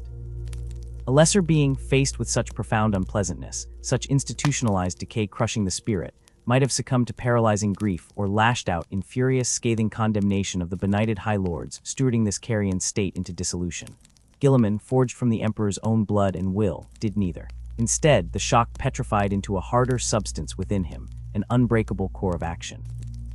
He hardened instantly, like ceramite plunged into cryoforge, and marshaled his colossal intellect and tactical genius. He launched an immediate, unprecedented crusade, not merely a military campaign, but a whirlwind of logistical and philosophical might aimed not at conquest, but at imposing some semblance of order, honor, and basic survival functionality upon the very chaos that threatened to consume the whole. The road back to Holy Terra proved itself brutal beyond measure, a gauntlet of a furious battle after desperate battle against horrors that tested the Primarch's near-divine strength and shattered the lesser fortitude and bodies of those courageous souls who fought beside him. Worlds burned and star systems bled as Guilliman marched. When at last his fleet translated into the solar warp proximity, the Primarch beheld the cradle of humanity shrouded not in welcoming light, but in the stark glare of battle lanterns and refugee glare, orbiting as if mortally wounded. Once upon the throne room world, Guilliman was received with all the pomp, ceremony, and hollow respect due his supreme station, conducted through the echoing, nerve-wracking sanctity of the Sanctum Imperialis. Under the implacable, silent scrutiny of the Adeptus Custodes, their burnished Oramite armor, reflecting the meager light like watchful gods, Guilliman was granted the most hallowed, most terrifying privilege possible, an audience with the Emperor himself. What transpired in that silent communion station, what whispers passed between the slumbering god of mankind and his resurrected son, amidst the psychic balefire and susurrations of the Golden Throne, remains one of the Imperium's most profoundly guarded mysteries, shielded even from the architect of fate himself. When Guilliman finally emerged, his face an inscrutable mask that could have been carved from Luna's ancient rock, the shell-shocked High Lords of Terra, desperate for any anchor in the collapsing cosmology, reinstated him with gilded proclamations as Lord Commander of the Imperium and Imperial region. They granted this demigod the sweeping, near-inassailable authority needed to enact the vast, brutal reforms he deemed utterly essential to ensure humanity's survival clawed back from the precipice. His work began instantly, a campaign against institutional entropy waged within marble halls thick with the dust of millennia. He bulldozed headlong through the ossified, creaking machinery of the Adeptus Terra, a tidal force breaking against calcified reefs of tradition and incompetence, simultaneously preparing the fractured, screaming Imperium for apocalyptic wars that erupted faster than any strategist could forecast. Guilliman's return, as divinely importunate as it ultimately was, could not have blazed into existence at a moment more cruelly critical. For the Great Rift, that gaping wound in the galactic belly, had unleashed more than merely invading fleets. It birthed the long-prophesied time of ending, the dread night of darkness. This was the hour when, like a guttering lumen snuffed violently out, the indomitable astronomicans guiding light abruptly, cataclysmically failed. Countless worlds, suddenly untethered from the psychic beacon that had been the North Star of interstellar travel for 10,000 years, were plunged into utter navigational chaos, swallowed by the roiling warp storms or consumed by predators who could exploit the sudden blindness. On holy Terra itself, sovereign heart of the Sol system, shockwaves both physical and empiric ripped through the strata of being. Even the Bastion Eternal, the Imperial Palace itself, that symbolic fortress of humanity's dwindling hope, shuddered as if struck a titan's blow. Its foundations groaned, its adamantium bones stressed to near breaking. Within the besieged sanctuary, the golden-armored Custodian guard encountered struggles as much from the foe within as the horror from without. Doomsday cults, long festering in the reeking, lightless underlevels of the hive spires like mental contagion, burst into frenzied life, their adherents finally tipped over the razored edge of sanity by the Empyrean resonance pouring through the rift. Simultaneously, throughout the palace's shadowed forbidden sectors and unmapped uncraft, ancient containment wards, potent seals laid down by warlocks and technomancers in the centuries immediately following the heresy itself, abruptly flared in a nova of failing energy and burned themselves out. Horrors summoned and bound since the Imperium's most tumultuous founding days slithered free, gibbering monuments to atrocities long forgotten, loosed once more upon the trembling bedrock of humanity's capital. The warriors in gold, aided once more by their long-lost battle sisters, the pariahs of the Silent Sisterhood, stood like impregnable bulwarks against the rising storm of corruption. They fought with transcendental skill born of millennial practice, their guardian spears carving enlightened fire through swathes of mutated flesh and psychoplasm. But the toll was hideously heavy. Even perfection found purchase when assaulted from psychic nightmare and maddened horde alike. And into this escalating tempest of demon and mania crashed the crescendo, the terrible, brutal Second Battle of Terra. Directly from the fetid, maddening depths of the warp erupted a colossal, screaming horde dedicated to Khorne's legions of fanged butchery incarnate, a tidal wave of demonic rage incarnadine shrieking towards the most sacred site in the galaxy. Their target, the majestic Lion's Gate spaceport, ancestral portal world linking Terra to the stars. Bastion-sized defensive weapons, flanking the immense structure, roared their devastating payload, plasma cyclones carving furrows of glowing destruction deep into the onrushing tide of Dionic hatred, immolating thousands in blasts of purging light. Yet despite the strategic height, the mountain-rivaling weapon pits vomiting death, the defenders alone, even the finest of each chapter, could never hold indefinitely against the sheer implacable numbers, the ceaseless fury driving the unsouled host. The disparate forces of defenders, the Custodians in their auric splendor, alongside the Guilliman blue plate of his ultramarine brothers-in-arms, and the eerie stillness of the Sisters of Silence rallied together under unified command. The demigod Guilliman and the Custodes' supreme leader, Captain General Trajan Valorous, whose presence infused the defense with ancient Terran fury. They marshaled forces not defensively, static, beleaguered, but offensively they marched out, warriors clad in gold and blue in absolute determination, forcing confrontation upon the infernal invaders. In desperate scenes tragically familiar, mirroring and tattooing anew the catastrophe of the siege of Terra 10 millennia before, golden-armored Custodians clashed with Khorne's brass-clad berserkers and slavering fleshhounds across the burning plains before the spaceport. Guardian spears swung not merely with cutting edge, but with symphonic lethality, reaping disciplined paths through the frenzied horde as Valorous orchestrated a ballet of annihilating grace. Leading the demonic assault were 8 crimson juggernauts of wrath, bloodthirsters, greater demons of Khorne, towering engines of pure rage and slaughter whose footsteps shook the foundations of real space reality. The Custodians, embodiments of calculated hyperwar, driven by tireless Genebrid discipline and sublimated duty refined across hundreds of lifetimes, met them not with terror but with dauntless contempt. Their blades ascended against the bloodied axes, cleaving the smoky air peerless skill, pitted directly against the psychic roar fury, the manifestation of the blood god's apotheosis. It was blade for blade, resolve against infernal hunger, perfected humanity facing raw chaotic animus. The battle raged in concentric rings around these godlike struggles.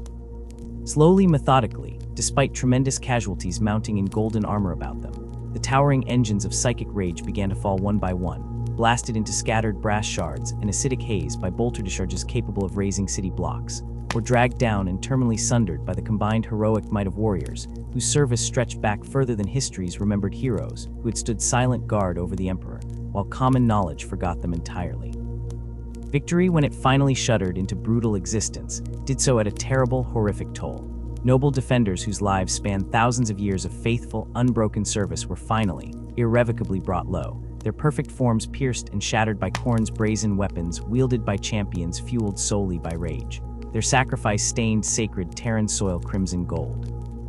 Only with a final chorus of frustrated, thwarted howls that scratched sanity and rended souls did the diminished legions of Khorne fade reluctantly back into the choking warp distortion, retreating into the seething rupture, abandoning only mountains of slain lesser demons and the grievously wounded defenders upon the ravaged battleground. The Lion's Gate stood defiant, scarred but intact, crenellations blackened with immolated demon flesh, its structure groaning amidst ruins. Yet this Pyrrhic triumph carried a budget-bitter conclusion for Terra's Guardians. For all its purported glory, its palace-esque grandeur and legendary adamantium walls feared across the void, the Imperial Palace's defenses demonstrably could be breached and savagely tested. The servants of chaos, infinitely adaptable and feeding on despair, had discovered ways to bypass even the most ancient, esoteric wards laid in the era forgotten. The Custodes knew with cold certainty that Terra could never safely rely solely upon its vaunted physical barriers ever after. This grim, undeniable revelation hung thick in the smoke-choked, blood-scented aftermath of the brutal confrontation. Guilliman and Valorous, metalsmith and strategist in concert, convened within secured, deep-ground chambers beneath the battered palace superstructure, their discussion meticulously shielded by potent psykerborn wards and hardened electronic S-fields. Strategic calculus now was stark. The conclusion reached was seismic. The Custodes' role in this unfolding, defining war must evolve with radical finality. For 10,000 years, their immovable weight had remained chained to Terra, anchored solely by the psychic gravity emanating from the Golden Throne. Now, faced with a whole galaxy screaming and burning, fractured along the rift's malevolent axis, they would break those terrestrial chains and march deliberately into the bleeding stars carrying the Emperor's light. Shield hosts, the ancient, autonomous warforms of the Custodian Order, were commissioned and dispatched immediately across the violently expanding galactic warfront. Their urgent missions were guided by desperate astropath screams echoing from collapsing systems, interwoven with the uncanny, divine insights afforded by the Emperor's tarot, sacred cards read with ritual intensity within the deepest sanctums of the inner palace. Some select shield companies consciously chose to bolster and uplift Guilliman's indomitous crusade. They forged into the galactic dark, becoming practical extensions of his will, instruments delivering his edict and the Emperor's implacable judgment directly into the decaying hearts of traitor worlds, overseeing the delivery and seeding of the precious genetic gift of Primaris space marines into beleaguered Astartes chapters teetering on extinction. Other shield hosts took on responsibilities far more esoteric, shadowed, and profoundly vital, hunting down secretive, deeply rooted heretic psychers whose singular scheming threatened the Imperium's entire fragile web of existence, questing across forsaken battlefields and tombworlds for ancient power-bound artifacts crucial to humanity's survival, yet lost for millennia. Relentlessly, unsleepingly patrolling the very outer defenses of the Sol system itself against repeated warp incursions, probing the defenses, safeguarding the semblance of warp-wrought navigation, passages that fleetingly, precariously connected bleeding Terror to sundered portions of the Imperium scattered beyond the rift. This new age of all-encompassing war witnessed nothing less than the ceremonial, functional return of the Custodes to a militant galaxy-sweeping role, not remotely approximated, since the sweeping torchlight of the Great Crusade itself 10 millennia before. They became golden champions bound by sacred oath for the distant, terrifying reaches of the veiled galaxy, bringing fire where only shadow held court. The era Indomitus had violently, irrevocably dawned, and like obscene carrion birds dancing in updrafts above a slaughter field, the enemies of mankind began gathering for the feast upon the exposed, bloody entrails of a fractured empire, unwittingly summoning their golden doom. It was precisely during this escalating tempest that Captain General Trajan Valorous, indomitable leader of the entire Custodian Guard, commander of the 10,000, offered his rallying strategic into the host's departing Terra. "The hotter the forge," he declared, his vox voice resonating with terrible gravity deep within the reinforced stratagem halls as commanders awaited their teleportarium fates. "The finer the blade," or so the old Terran masters of metallurgy decreed. The forge of war within which the Imperium now finds itself trapped rages hotter, bleeds fiercer, consumes more worlds and souls than any pyre witnessed in the previous 10,000 years writ large. We of the Adeptus Custodes were specifically fashioned, geniforged and mind-tempered to endure precisely such fires. They will not consume us utterly. Instead, his implication hung in the charnel mist surrounding the Terra holopits, glowing with certainty of execution. "We shall emerge tempered anew by this impossible heat," rendered the obsidian-keen, perfect cutting edge of his will, "that we may become the very personalized bane of the foulest heretics regardless of scale." When a custodian near immortal in story finally falls upon the battlefield, trenches collapsing in burning sections beneath him, the ancient bell of lost souls tolls its mournful knell deep within the sacred precinct on Terra itself. Its profound, resonant sound, amplified by the ancient stones, echoes across the surrounding structures like grief made manifest. Once this tolling boded rare catastrophe, an event as shocking as the shattering of relics. Now, in this relentless, hate-filled age of war, its deep, somber tones seem to resound with a crushingly sad regularity, like a scar note reopened rhythmically by fresh trauma echoing through the 10,000. But despite the mounting anguish borne upon each toll, despite the litany of golden dead accumulating in the inner citadel memorials, the Custodes did not flinch, did not falter in their first steps into the galactic abyss. Every life sacrificed in this newly infernal age of war, every golden warrior brought low, sliced apart by heretical munitions or torn asunder by demon-prized talon and tusk, was seen acknowledged with silent reverence as the price willingly paid, an offering diligently made at the Embryon altar for the survival of a humanity that scarcely knew their names but owed them existence entire. The Custodians' march to war possessed an eerie, somber majesty utterly unlike the cumbersome, mass-produced machinery brutally characteristic of the modern Imperium's grinding attrition war machine. Their weapons and armor were not freshly stamped munitions fodder. These were relics breathed upon by greater times, retrieved from the hallowed, long-sealed museum arsenals deep within the forbidden inner halls of the Imperial Palace, gates baroquely clicking open to offer up their priceless treasures to the silent, demanding golden warriors. The war engines of the Custodes were artifacts of a purer age, lightning-fast gold-held stormbirds whose machine spirits sang like divine harmonics, ancient, hulking contemporaries dreadnoughts entombing veteran minds millennia old, pinpoint-precise teleportation arrays inscribed with geometries unknown, since the latter dark age of smoke still coiled from the ruins where repositories of arcane knowledge had blazed, extinguished not by failing stars, but by the righteous fire of the Imperium's unleashed wrath. Arguably, this holocaust, this calcination of a world and a legion forged in brilliance, would never have ignited had the poisoned tongue of the traitor, Horus, not slithered into the sacred channels of communication between Prospero and the throne world, twisting reality with treacherous lies. But he did, and the spark became a firestorm before reason could reclaim the moment. Magnus, the Red King, had ever been humanity's brightest flame personified, his intellect a blazing sun, his psychic potency a force that eclipsed even the rarefied light cast by his emperor-crafted brothers. Long before Prospero became its own immolation furnace, his arrival on that world felt like destiny's hand guiding a key to its lock, a world that reveled in psychers instead of recoiling in terror. Prospero welcomed him, embraced his very essence, and became the crucible where his towering ambitions forged reality. He united the fragmented sorcerer cults, erecting not merely a society but a gleaming citadel atop the pillar of knowledge, where scholars wielded the ether as tools of creation and understanding. Prospero gleamed under his rule, the thousand suns its devoted heirs, a legion forged in intellect and arcane mastery. Yet even as their spires scraped the Empyrean dark whispers coiled through the marbled halls, echoes of a curse older than the Legion itself, the genetic instability, the flesh change. This creeping, degenerative mutation had threatened to unmake them, reducing proud Astartes, warriors bred for immortality, into mindless, writhing monstrosities bubbling within their ceramite shells, long before Magnus strode onto their forgotten homeworld.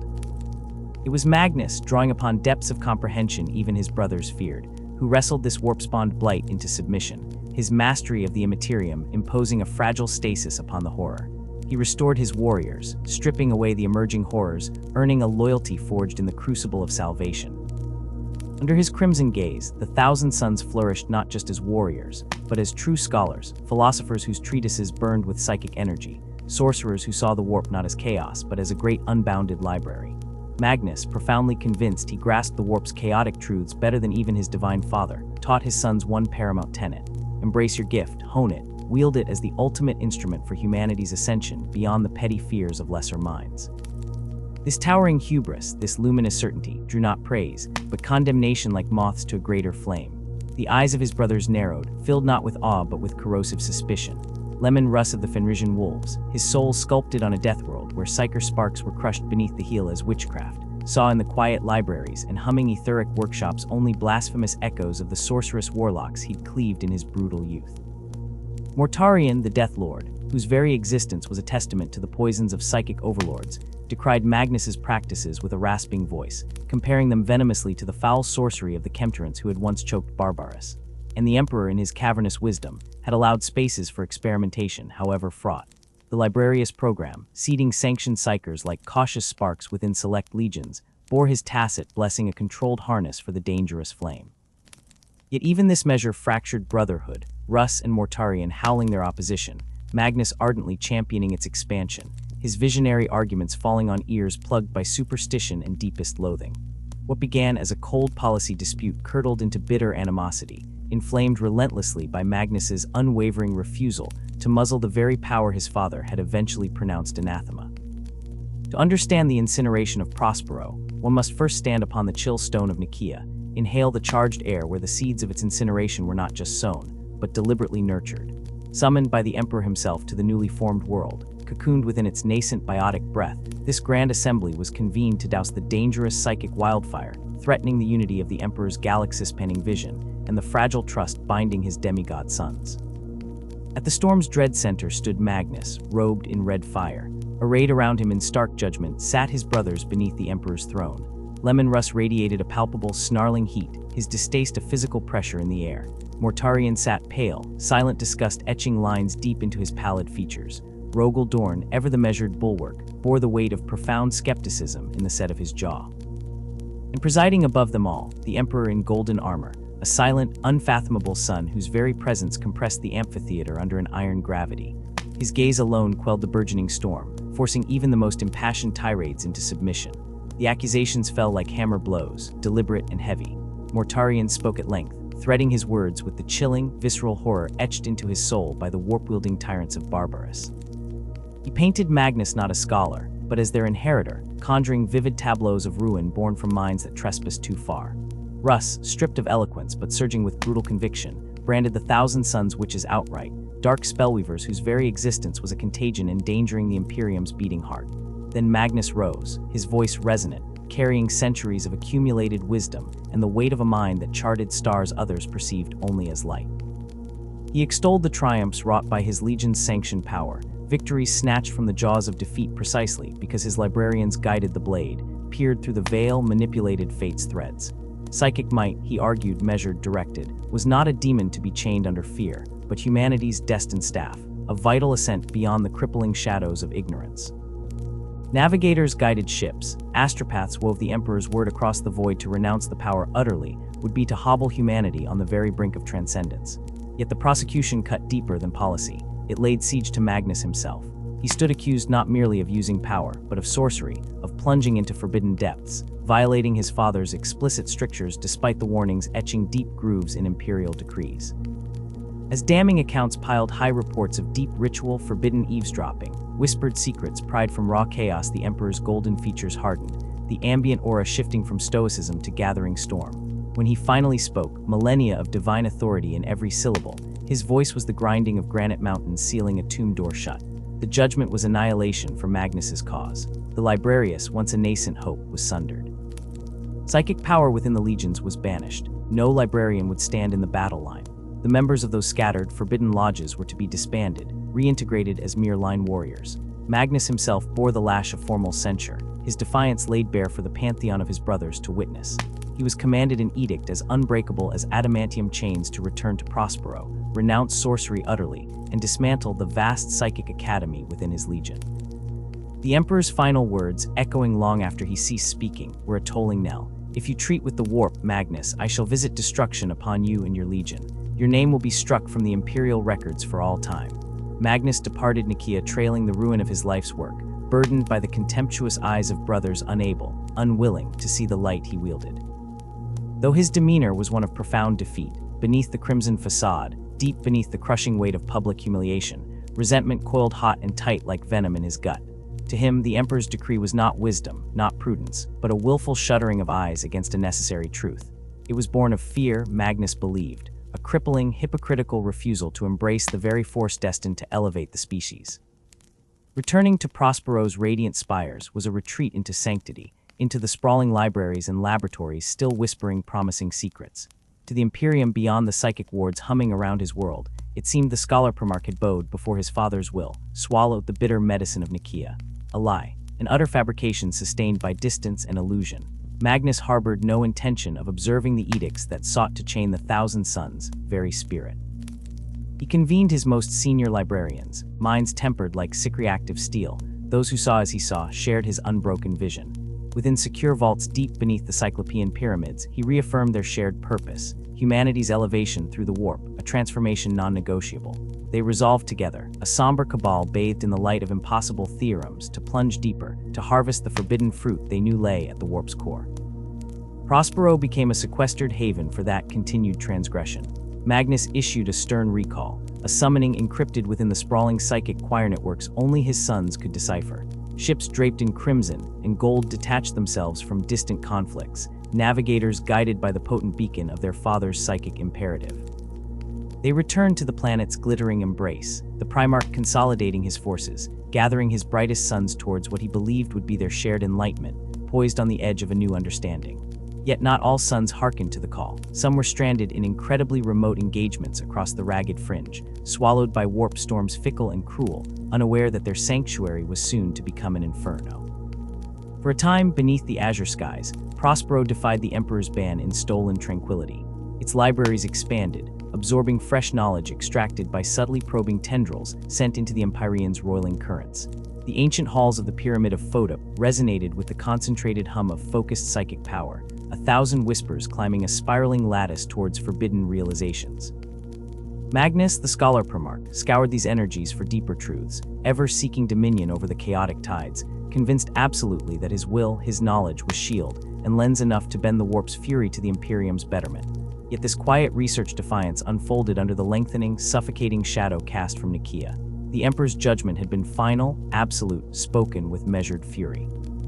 Each hour spent transgressing that decree, each new theorem formulated in secret, each subtle manipulation of potent forces exploded the gaping rift between father and son. This brazen defiance, cloaked though it was in layers of shielding illusions and curated psychic silence, did not long remain a hidden garden. Whispers, sharp fingernails scraping the vast canvas of imperial intelligence, bearing the unmistakable psychic footprint of Prospero's works, slithered beyond its borders. They insinuated themselves upon ears ever primed to hear treachery in psychic harmonics. Lemon Russ, the great wolf whose senses were honed to detect foulness in the ether, caught the scent, his suspicions hardening into certainty with each fragmentary report. Mortarian, eagerly scraping at every rumor of sorcery, found grim, hateful vindication in the swirling rumors, a confirmation of the disgusting perversion he had always known the Thousand Suns to be. Prospero stood, a breathtaking jewel studded with the marvels of psychic architecture, its skies eternally awash with the auroras of controlled power, a testament to knowledge triumphant. Yet over this paradise, the unseen storm gathered with increasing, suffocating density. Magnus, instinctive arrogance battling a dawning sense of dreadful consequence, felt the pressure but viewed it as obstruction, not imminent obliteration. He pressed on, increasingly driven, increasingly isolated within his tower of thought and power.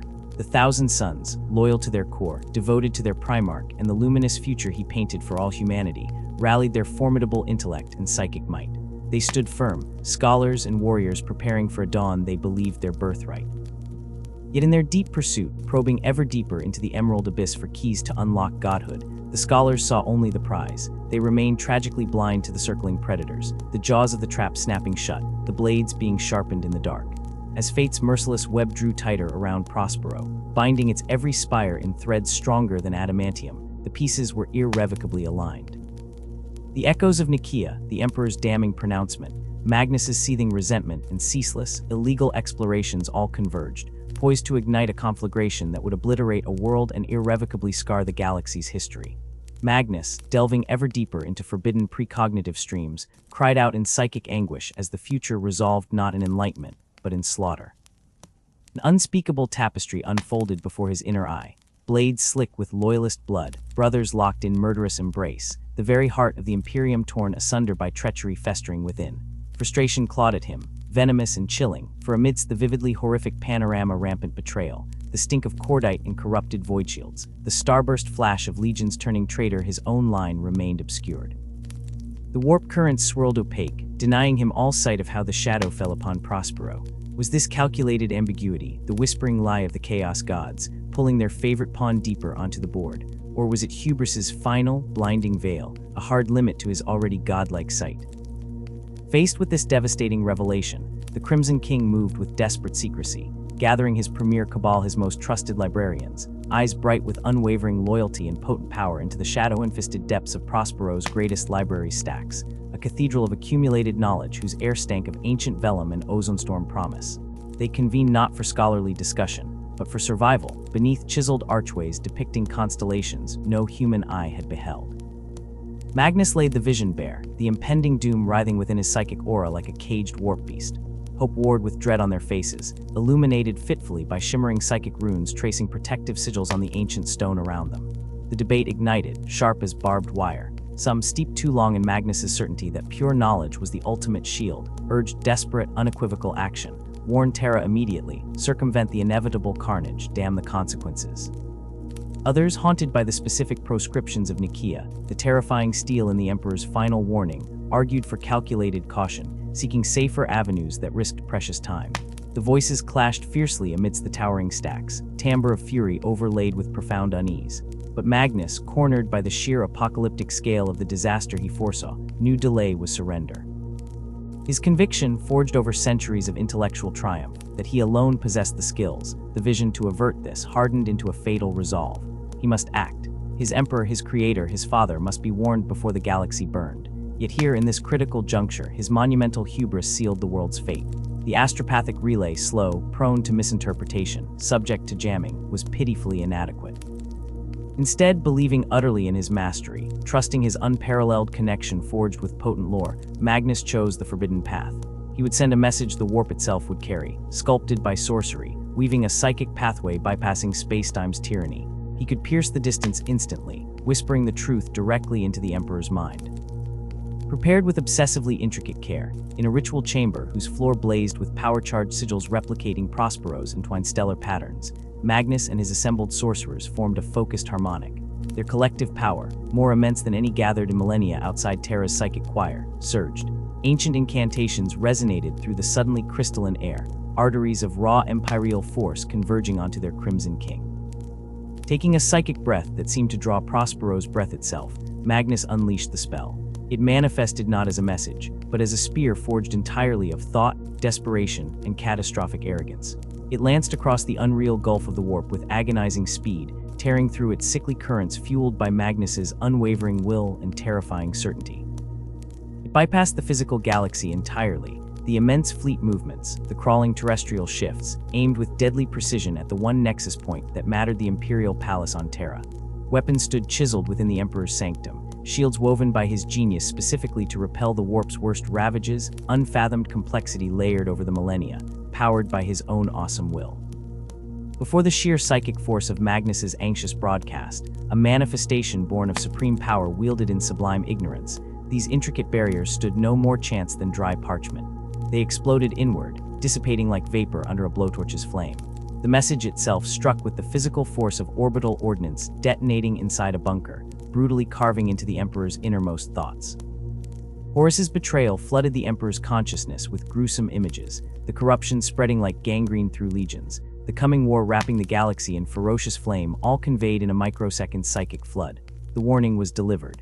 The intention behind it, desperate loyalty laced with profound hubris, pulsed like a dying star's final burst. But the catastrophic cost of this forbidden act unfolded simultaneously. The shattered shards of the wards weren't merely passive defenses, they were vital components, layers of deliberate insulation surrounding his most sacred, most dangerous work, the Webway Project. This wondercrafted lattice, humanity's desperate hope for liberation from warp travel's lethal tyranny, the Emperor's secret labor spanning centuries, lay utterly exposed. The breach gaped wide, a sucking psychic wound burrowed deep into reality, instantly flooding the sacred, unfinished tunnels with the raw, sentient malignancy of the Imperium. Nightmare legions, entities thirsting for sentient agony, howled through the sudden, gaping rent in dimensions. They surged upon the engineers within, the Adeptus Mechanicus adepts and servitors diligently carving the future devoid of warp storms. Screams were silenced under impossible claws, sanity dissolved like sugar into corrosive warp venom, hundreds sacrificed lives and souls to horrors incarnate. The project, a shimmering dream woven with desperate genius, instantly devolved into a shrieking hellgate under Terra's skin. What pulsed as humanity's radiant hope now flickered on the precipice of utter ruin, its salvation converted into its own horrific threat. Magnus's urgent, galaxy-saving plea, inextricably fused with a forbidden trespass he swore mastery excused, had become a galactic blunder of titanic proportions. The magical backlash recoiled along the psychic conduit, burning psychic ash back onto Prospero. Magnus recoiled, staggering under the psychic concussion wave as agonized screams from Terra echoed within his mind, along with the tactile psychic shockwave of the Emperors, while rallying to stem the sudden incoming tide. The desolation, the violation of his father's most profound labor, hit his psyche like an anvil blow. The bond linking Primarch and Creator, forged in genetic mystery, tested over centuries of conquest, strained by Nicaea, instantly bore the unbearable weight of betrayal. Magnus knew instantly. Not empathy for destruction incurred in noble service, not understanding of desperate intent. No forgiveness could bloom from this ash. His father would perceive only unforgivable transgression, a psychic invasion ripping apart his sacred work. What the Emperor perceived as reckless sorcery had murdered his secular hope. The golden rage flowed back along the tenuous psychic link Magnus himself had forged, silent, total, burning with the certainty of destruction. The judgment rang out across the psychic void, with the finality of reality's keystone snapping. Destruction was coming. Orders cleaved through the network swift, pitiless, gouging across the stars towards Fenris, summoning the implacable hunter, the executioner Lemon Russ. The message crackled with urgent demand: apprehend Magnus the Red. Bring him bound before the Golden Throne to face his Emperor's wrath. But Horus, the architect of this entire downward spiral, the worm wearing the War Master's skin who had manipulated Prospero's isolation and sown the seeds of distrust, stood perfectly poised. The orders converged towards the War Master's node before leaping to Fenris's icy heart. With silken treason and vile glee dripping poison distilled from demon flame into the pure command, Horus performed his ultimate betrayal. He intercepted the Emperor's edict, plucked it from the signal stream like picking a tender sinew from bone, and twisted it with lies artful and damning. While the Emperor demanded capture, Horus breathed fire into the message, painting Prospero ablaze with treason, its master a demonic usurper defying his father. Fenris would receive no call for restraint, no order for peaceful arrest. Horus commanded obliteration. Let the wolves be unleashed uncontrolled. Let Russ's righteous fury, stoked to incandescent heat by falsehood shrieked from the War Master's tongue, deliver one judgment only: violent annihilation. Let Prospero burn to ash as an object lesson writ in fire, smoke, and genocide. Russ roared with Fenrisian conviction, the order clear and brutal. Magnus was not for capture, not for judgment in chains, but for annihilation. Blinded by the stark dichotomy between his legion's raw, untamed nature and the Thousand Suns' esoteric arts, the Wolf King saw only a treacherous warlock who had spat upon the Emperors will once too often. He marshaled the full, devastating strength of the 6th Legion, a force honed for savage execution. Their ancestral disdain for what they perceived as witchery and corruption burned white-hot, reforged into an implacable purpose by the belief in Magnus's ultimate betrayal, the scale of the manipulative treachery that coiled around them both utterly obscured from his sight. On Prospero's glassy plains, beneath skies once vibrant with psychic resonance, Magnus waited, a sinking certainty within his breast whispering that the message carried on astropathic winds would bring no pardon, only condemnation. Seeking refuge from the encroaching horror he himself had summoned, he plunged deeper into his arcane studies, clinging to the cold comfort of his conviction that his terrible act, shattering the Imperial Palace's wards to deliver a frantic warning of Horus's treachery, however catastrophic its delivery, had been necessary, a desperate sacrifice to safeguard the Imperium he loved. His 1,000 sons, paragons of loyalty even as the brittle facade of their world began to crack, continued their meticulous work, cataloging relics and refining enchantments, the air thickening with an oppressive, unspoken dread that clung to the gleaming spires like toxic fog. Their isolation, their centuries of scholarly defiance against Nikia's edicts, their deep communion with the riddles of the warp all rendered them alien, suspect, pariahs amongst their brother legions. Prospero, once a radiant beacon where knowledge flowed like water, was silently transforming before their eyes into a stage meticulously prepared for tragedy writ in apocalyptic runes, a doom upon which curtains were already drawing back.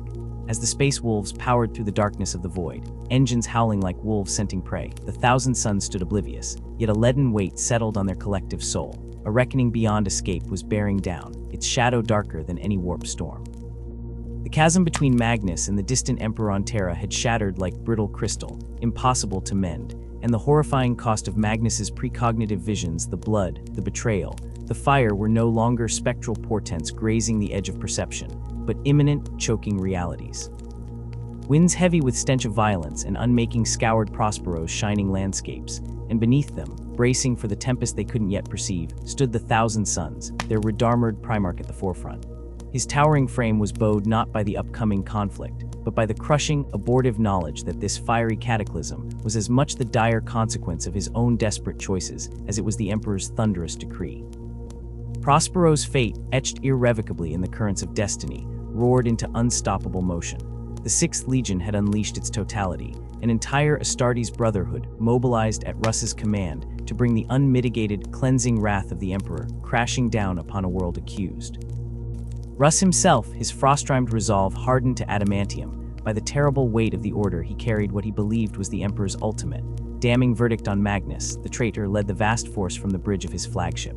Bolstering his wolf guard were grim detachments of the Legio Custodes, gold gleaming against coal-black void armor, the Emperor's personal sentinels dispatched to oversee the immutable verdict enacted. Alongside them, terrifying in their silence, came the Sisters of Silence, their nulleras extending like psychic ice storms, their very existence a shrieking negation anathema to the 1,000 suns, warp sorcery, the living embodiment of the anathema about to fall upon Prospero.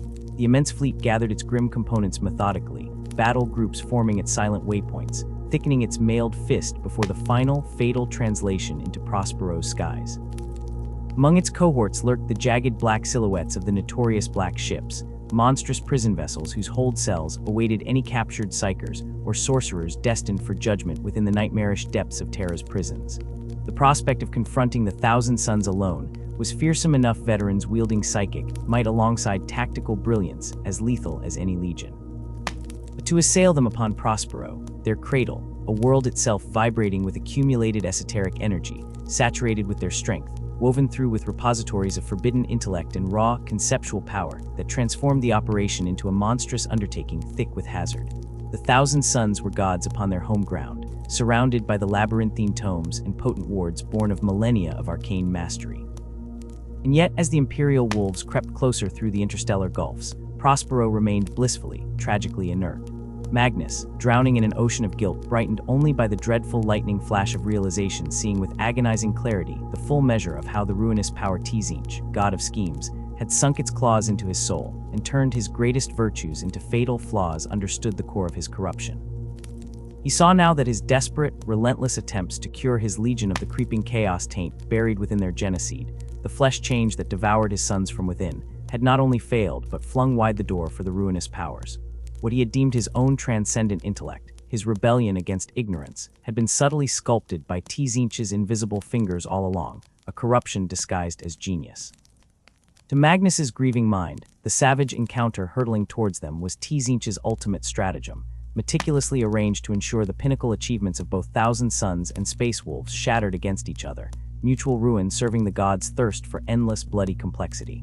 In a final bid to escape the prismatic trap, a last gasp of doomed repentance, Magnus resolved to deny the changer of ways its promised feast. He would not raise the alarm. No clarion call would echo through the psychic networks warning his legion or the studious populace of Prospero. Instead, with immense, sorrowful power, he He wove a dense, occluding psychic veil about the entire planet, ensuring the thousand suns remained immersed in their fragile normalcy, utterly blind to the swords swinging above their heads. He went further, ordering the warships of his own legion dispersed to the corners of the system, leaving the heart of Prospero the city of silent scholars, Cora Tisa naked, stripped of voidborn guardians. For Magnus the philosopher Primarch, this abject surrender was supreme sacrifice. By offering himself and his legion to the consuming flames of the Emperor's bitter disfavor, he sought to extinguish the inferno of his transgressions, to buy absolution for the hubris that had damned them, and prove in ash and silence the unbroken core of his loyalty. Yet in this agonizing bid for atonement, this stoic embrace of oblivion, he with his own crippled hands slammed shut the final lid on Prospero's coffin, sealing the fate of every living soul who called the planet home, delivering them gift-wrapped to the wolves' knives. When the Imperial fleet tore reality apart over Prospero, emerging from the warp with guns already glowing like baleful suns, the thousand suns stood bewildered, utterly, devastatingly unprepared. The magnificent cityscape of Tisa, Prospero's gleaming cerebral heart, jewel of enlightenment, its soaring golden spires piercing skies cleared by sorcery, its crystalline domes reflecting millennia of untrammeled pursuit of understanding, lay serene and open. There were no scarred ramparts, no crisscrossing trench lines scarring the gleaming plazas, no frantic mobilization stations buzzing with grim purpose, no grim repose sustained only by intricate telepathic communications. Its defenses existed solely in the fragile air of scholarly calm. The Legion and its legions of civilian adepts, librarians, archivists, and hopeful acolytes remained engrossed in labyrinthine studies, intricate training exercises focusing on transient mental disciplines rather than sustained combat telekinesis, unknowing that their world, their collected wisdom, their very lives, were seconds from being consigned to char and ruin. When the space wolves descended upon Tisa, it was with the pure, unadulterated fury of ancient nightmares. Drop pods, vast ceramite meteors trailing flame and blasphemous symbols of Fenrisian storm banners, rained down from the clouded sky. Assault craft, engines screaming a bestial dirge, plunged recklessly through the suddenly hostile atmosphere. Their impacts thundered through the planet's foundation stones, shaking glass towers to their core, shattering delicate crystalline structures into clouds of glittering dust. The mortal Prosperine Spireguard, noble defenders of their world but mere flickering candles before the hurricane force of a vengeful Astartes legion unleashed, were swept aside in bloody instants, their courage meaning little against bolter shells and howling chainglaves. Their resistance was snuffed out like guttering sparks. The alerted Thousand Suns, snapping from decades of scholarly inertia into shock and desperate action, scrambled to form some semblance of a defense, armor clattering as they struggled to deploy, psychic wards flickering weakly into existence only to be drowned by the null storm. Then came the Sisters of Silence, descending amidst the cacophony like wraiths of absolute negation. A psychic dagger plunged directly into the very heart of the Thousand Suns' strategic existence. Their anathematic presence struck the warp itself speechless, slamming shut the psychic channels the Thousand Suns relied upon with paralyzing force. The intricate weave of the great ocean's energy became a barren void around them, strands of foreboding psychic fire evaporating like mist in sunlight, rendering the battle psychers, the dread sorcerers of Prospero, shockingly, terrifyingly vulnerable. Stripped of the warp-gifted power that was their legacy and strength, the minds that commanded legions through dense psychic networks instead found themselves vulnerable, frantic beasts imprisoned within physical shells, formidable warriors still, honed by genetic design and centuries of combat training, yet utterly insufficient when pitted against the roaring savagery of Fenris, combined with the peerless martial perfection of the Custodian Guard. Magnus the Red, architect of this suicide, witnessed the unfolding carnage from his isolation within the Tizkin Tower, his multifaceted heart constricted by an agony of sorrow and gnawing shame. He had witnessed precisely this symphony of death countless times within the fractals of his own prescient visions, the crimson rivers soaking into the streets, the roaring conflagrations consuming centuries of collected wisdom. Yet even as the sons of Rus ripped through the avenues he helped design, tearing apart the scholars and students who revered him, he held his devastating silence. His desperate, irrevocable decision to deny Tzinch its vicious satisfaction held him paralyzed, an unbreakable command, though the cost was the extinguishing of his genetic sons and the utter desolation of the dream he had shaped. Salvaged fragments from the hemorrhaging command networks and muttered confessions wrung from survivors would later hint at dark currents beneath the visible catastrophe amidst the collapse. Magnus himself, or forces acting under his final despairing command, sought frantically to strangle history's throat. Logs were rewritten, selective oblivion forced upon select minds, inconvenient witnesses silenced outright, all efforts madly focused on erasing the visceral truth of Prospero's tragic downfall, ensuring the exact sequence of its annihilation remained obscured, fragmented, forever debated. Was this scrambled scramble an act of preservation, a last-ditch effort to salvage fragments of the Legion's honor from the pyres? Or a final, tortured gesture to protect its complex, shattered legacy from universal condemnation? The answer perished with Tizca's fall.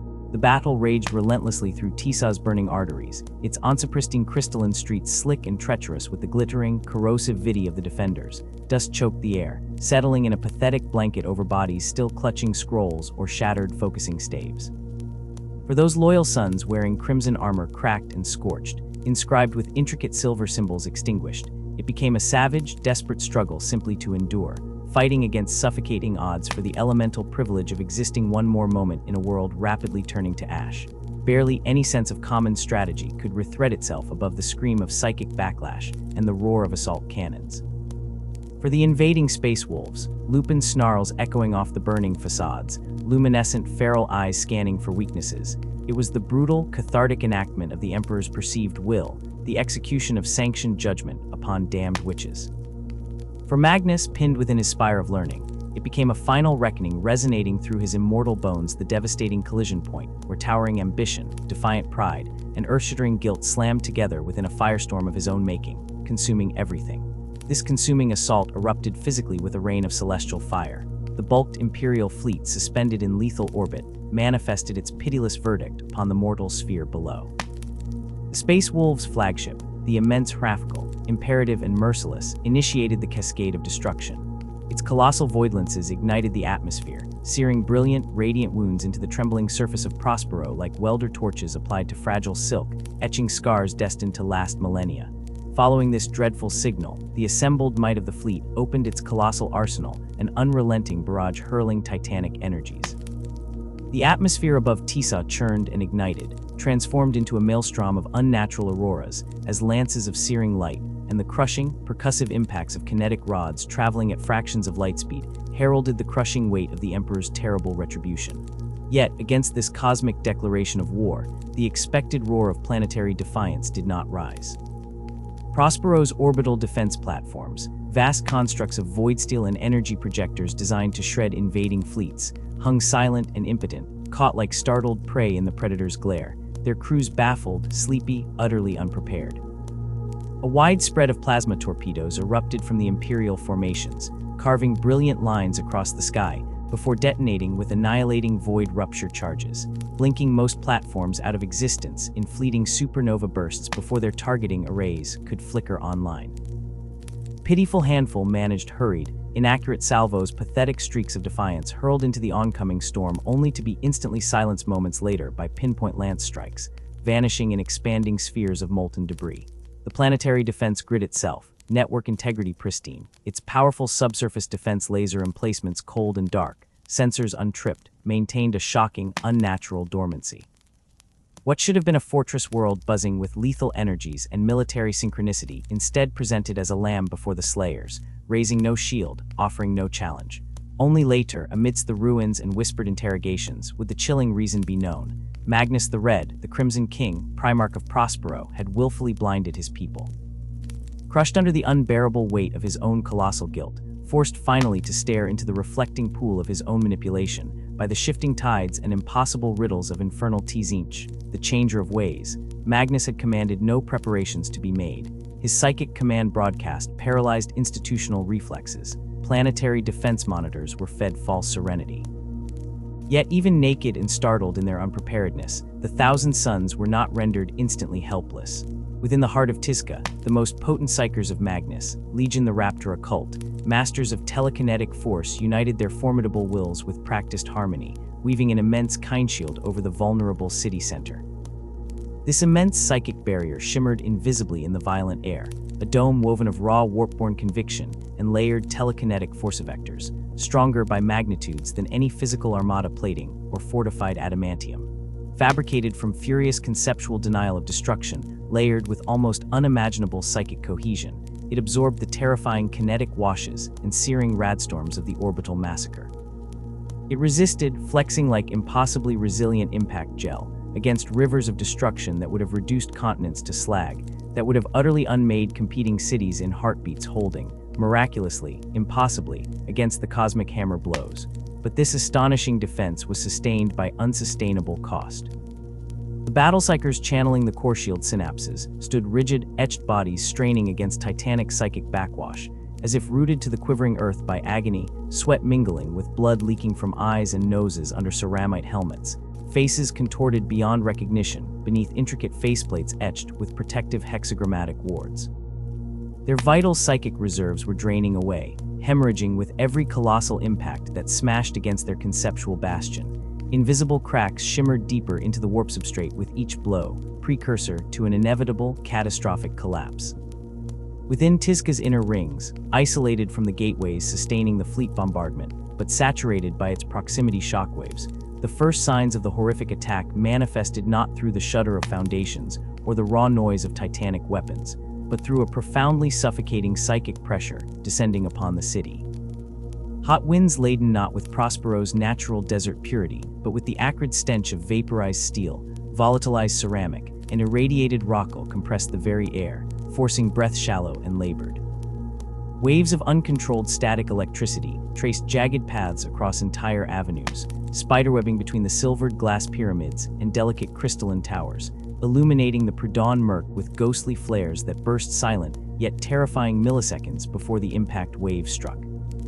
This visual horror preceded by mere moments the true terror, as hypersonic projectiles finally breached the upper layers, their passage tearing reality apart with skin-flaying sonic booms that rolled across the city in enraged waves, merging with detonations kilometers distant into a single deafening, soul-pounding cacophony. When the first lance strike finally scarred the planet's surface proper, it exploded crater zone northeast of Tisa proper, a distant lancing bolt beyond the shield's dynamic boundary barriers, a brilliant speartip of unfiltered stellar energy plunging into the Earth. Its breathtaking actinic flash illuminated the entire horizon like an unpredicted second sunrise, starkly revealing the sheer scale of destruction plunging towards them. This dire signal was followed instantly by a crushing, sequential sequence of saturation bombardments coordinated from orbit. Macrocannon shells the size of Titan heads shrieked down, fusion cores ignited deep subsurface bunkers they couldn't penetrate with pinpoint emissions designed for sheer obliterative saturation. The already brittle landscape surrounding Tisa became sacrificial terrain in the first phase. Ancient forests nurtured for millennia exploded instantly into furnaces that painted the underside of the choking smog, a swirling, malevolent orange, centuries of intricate botanical life cycles, reduced instantly to blackened skeletal embers scattered by world-breaking shockwaves. Pristine grasslands sculpted by careful terraforming into a tapestry of alien beauty, blazed furiously uncontrolled chemical fires consuming breathable air and releasing thick, toxic phosphoxylase smoke that drifted back towards the city boundaries, bringing violence on the wind. The rich countryside, reflecting Prospero's serene cultural dialogue of knowledge-respecting ecology, became a sterilized, cratered wasteland before the main barrage on Tisa paused for breath. By the brutalized time the bombardment slackened its initial suicidal fury, merely to reorganize targeting relays towards the defiant shielding center itself. The land embracing Tisa was stripped utterly bare, unrecognizable, transformed into a smoking geological injury. Heavy metals frosted glassy crater edges glowing under toxic cloudscapes where once life thrived. But Tisa stubbornly endured barely. The miraculously resilient Raptor occult's complex kindshield had somehow absorbed the impossible kinetic punishment, yet for the panting, tearing sorcerers pouring soul essence to sustain its integrity from skeins within shielded generation pylons woven deep below city root systems, the sustained effort surpassed mere exhaustion. They sustained neural liquefaction, bleeding permanence outwards through eyes and ears, knowing each second measured in agony brought inevitable fold collapse. High within his sanctuary tower that pierced the luminous smog like a prophecy turned to obsidian, Magnus the Red observed his world dying. His single, cyclopean eye, that organ that historically blazed with insatiable intellect, cosmic ambition, commanding vision, now reflected nothing but devastating, world-consuming sorrow. The ever-shifting horizon, stained uniformly in apocalyptic orange by the fires consuming everything beyond his fragile shield, mirrored precisely the crushing grief scorching his immortal soul. Below, bright blossoms erupted incessantly, where specially timed airburst incendiary munitions detonated high above the distant forests, designed to deliberately set entire cloud layers ablaze. The geoforming rains intended to freshen Tisa now became lethal storms of superheated kerosene gel and phosphor emulsion, washing indiscriminately down onto the city's last shield globe and lands emptied of living cov. Actual salt tears fell from the Primarch's weathered face, diamond-hard droplets staining his intricately crafted crimson battle plate unseen beneath him as he witnessed the universe he cherished being methodically erased. The forest his legion recreated from long-dead genistrands, the solemn patrol grounds sculpted from volcanic sands into harmonious grassland pathways gone, utterly ablated, replaced by smoldering carbon fields that stretched beneath toxic skies where whirlwinds of ash danced over magma slicks cooling slowly. The incomprehensible beauty ingrained in Prospero's existence was unraveling into irreversible ruin, the ultimate, unappeasable price demanded by the gods for his colossal hubris, paid chunk by excruciating chunk. Magnus's great heart shattered rhythm from the unbearable mass of comprehension crushing it. He had believed with desperate, almost messianic fervor in the paramount righteousness of his path championing forbidden knowledge, the warp's vast potential as mankind's birthright, the necessity of seeing beyond blinkered doctrines. And yet the Emperor, Father and distant Godmaker, Radiant One, judgment was brutally clear. Magnus had defied it at his world's core. Now, as Prospero groaned under the unforgiving demands of his relentless retribution, Magnus understood the unspeakable magnitude of his transgression with crystallized despair. He grasped the crimson echo of Magnus's shattering reverberates through eternity, the mournful fall of Magnus, not merely a defeat in a psychic storm, but the fracturing of a soul surrendered to despair. His heart, though silent, already braced for Prospero's crushing finale, its rhythm pounding a dirge for enlightenment extinguished. He fell, that terrible day, not just from grace but into the voracious tides of the warp itself, pulled beneath by the talons of corruption. To the Imperium, that catastrophic convulsion on Prospero served as a monstrous monument carved in flame and telekinetic ruin, a stark, indelible image fulfilling the silent prophecy of what awaited those who spurned the immutable will of the master of mankind, a thunderous counterpoint to the Emperor's most fundamental decree. Yet this brutal tableau was also a poisoned chalice carefully prepared, a masterpiece of duplicity orchestrated by Horus Lupercal at the zenith of his deception, a carefully cultivated tragedy nurtured by the insidious whispers and patient malevolence of that swirling, ancient darkness claiming another Primarch. This grim overture gives way to the sunless hush surrounding the sentinels beyond malachite doors. For countless souls dwelling far beneath the alabaster towers and adamantium bastions of the Imperial Sanctum, the existence of the Adeptus Custodes hangs perpetually veiled in deepest shadow, a profound enigma woven from strands of immutable tradition, ultimate authority, and impenetrable secrecy, a watch maintained by figures who embody the concept of the Emperor's most sacred trust made manifest in gold. To eyes peering from beyond their gilded ceramite ranks, the intricate machinery governing these immortal guardians appears hopelessly Byzantine, deliberately labyrinthine in its design, a deliberate opacity shielding truths too potent or too fragile for the galaxy's sundered multitude to withstand or comprehend. Yet, against all assumptions generated by their outward inscrutability, the Custodians themselves maintain an organization burnished by a core of startling adaptability, each cog perfectly meshed towards a single, unwavering purpose: guardianship unto eternity. Supreme above all within the Custodian hierarchy stands the solitary sentinel of the Captain General, a figure radiating absolute authority, wielded as the Emperor's direct earthly proxy. This towering individual commands the might of the 10,000, yet his influence arcs far beyond phalanxes and guardian spears, often ascending to take a seat within the conclave of High Lords of Terra, shaping the Imperium's labyrinthine destinies as much as he guards the sanctity of its entombed sovereign. Since the inexplicable vanishing of Constantin Valdorth I, most myth-enshrouded Captain General, whose very name is whispered with reverence tinged with cosmic Sarotha's staggering mantle has passed through a lineage of warriors unmatched, each selected for transcendent skill honed over centuries and wisdom, distilled from the bitter dregs of 10,000 human triumphs and tragedies, direct inheritors echoing Valdor's ghost upon the golden paths of duty.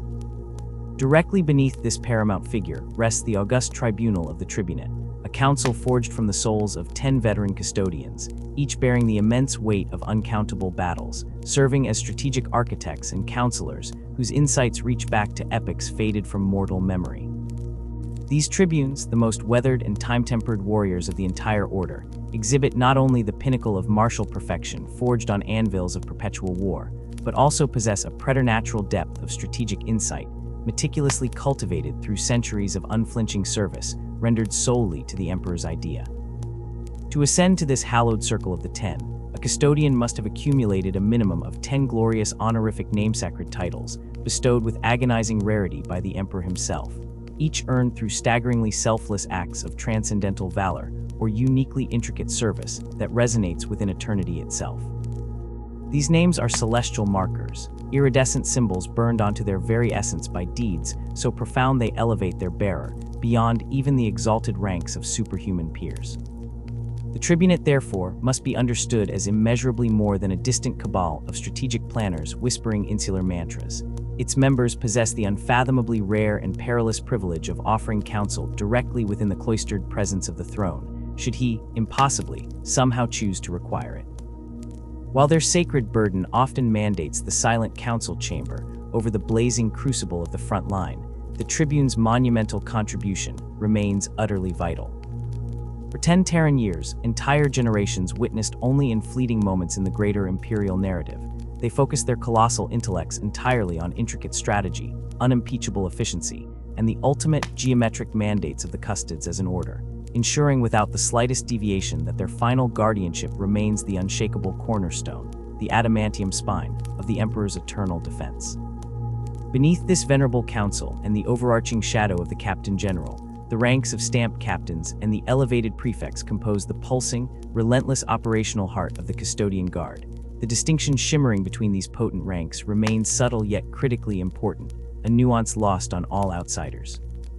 Shield captains are the active blades, the field commanders whose golden presence leads their brothers into breaches and breach walls, either defending the corporeal embodiment of the Emperor's titanic works scattered galaxy-wide, or executing his perilous will like a beacon amidst interstellar void.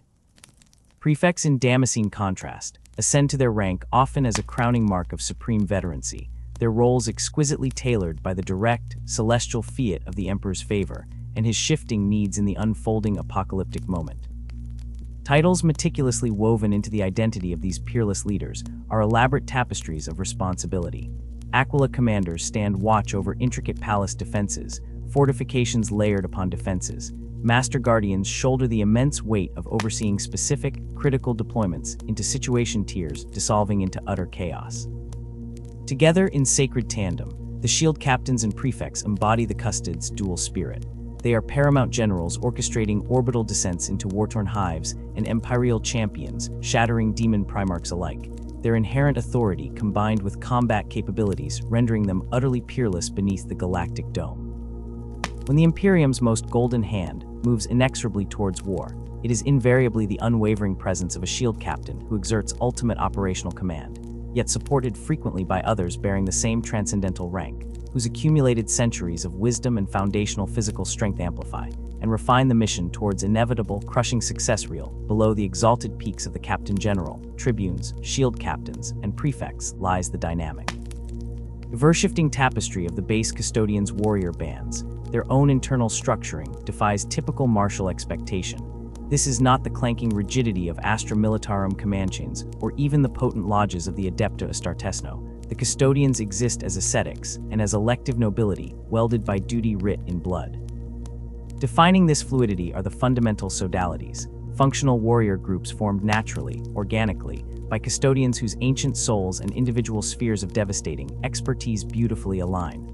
While each Custodian stands as an evolved master of war in every conceivable form, a demigod of destruction, many discover an innate resonance with particular specializations. Some inevitably gravitate towards the role of Varus Praetors, the unrelenting cavalry phantoms of the 10,000, scorching across battlefields mounted upon archaeological relics, ancient antigrav jet bikes roaring with warborn hearts louder and faster than any natural lightning strike could possibly hope to match, banking through volleys designed to annihilate titans. Others link their fate to the barrier-shattering fraternity of the Alaris Custodians, whose artisanal armor woven with hymnals surpasses Terminator plate in resilience, and whose titanic weapon-reflaming blades singed from starshell hearts and lauded hubris furnishes them as the apocalyptic vanguard bludgeoning any defiant assault. Then there stand the Custodian Wardens, their souls tuned to the stoic chorus of eternity, sentinels who lock shields inscribed with hymns sacred against roaring tides of cornate demons, bulwarks incarnate against insurmountable darkness. Despite this perfectly honed diversity in execution, these sacred specializations never congeal into ossified strata of command within their brotherhood. Supremacy amongst brothers standing alongside one another within the dedicated sodality is determined purely by the untarnished merit their comrades eternally recognize and reverea natural, almost poetic aristocracy forged upon shared sacrifice spanning centuries and steeped in countless cosmos-shattering engagements. This exquisite fluidity in structure ensures without question that the Custodian Guard glides seamlessly, automatically, towards adaptation for any conceivable challenge the throne requires. When the Emperor's intolerable will ignites a lightning impulse demanding decisive action, the scattered sodalities are meticulously reaped and gathered unto its crucible, becoming newborn shield companies.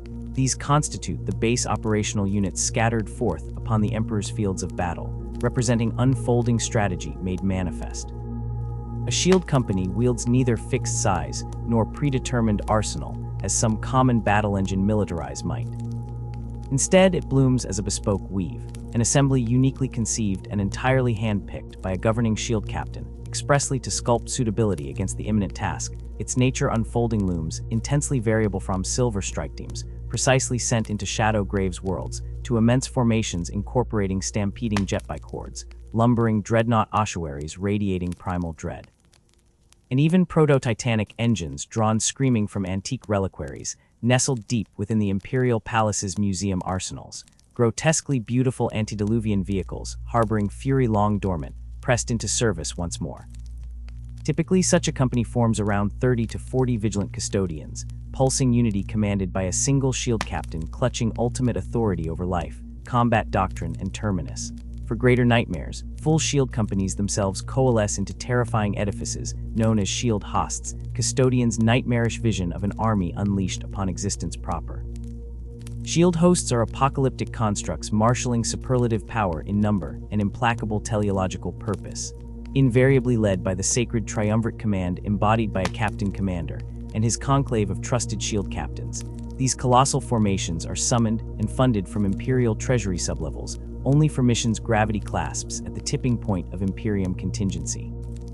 Unshakable outcomes where catastrophic failure constitutes a blasphemy unraveling reality itself, and absolute, unflinching reliability cannot even be tangentially delegated to any other Imperial agency, lest they fall or worse, fracture under strange influences emanating from possessed stellar mass Lagrange points.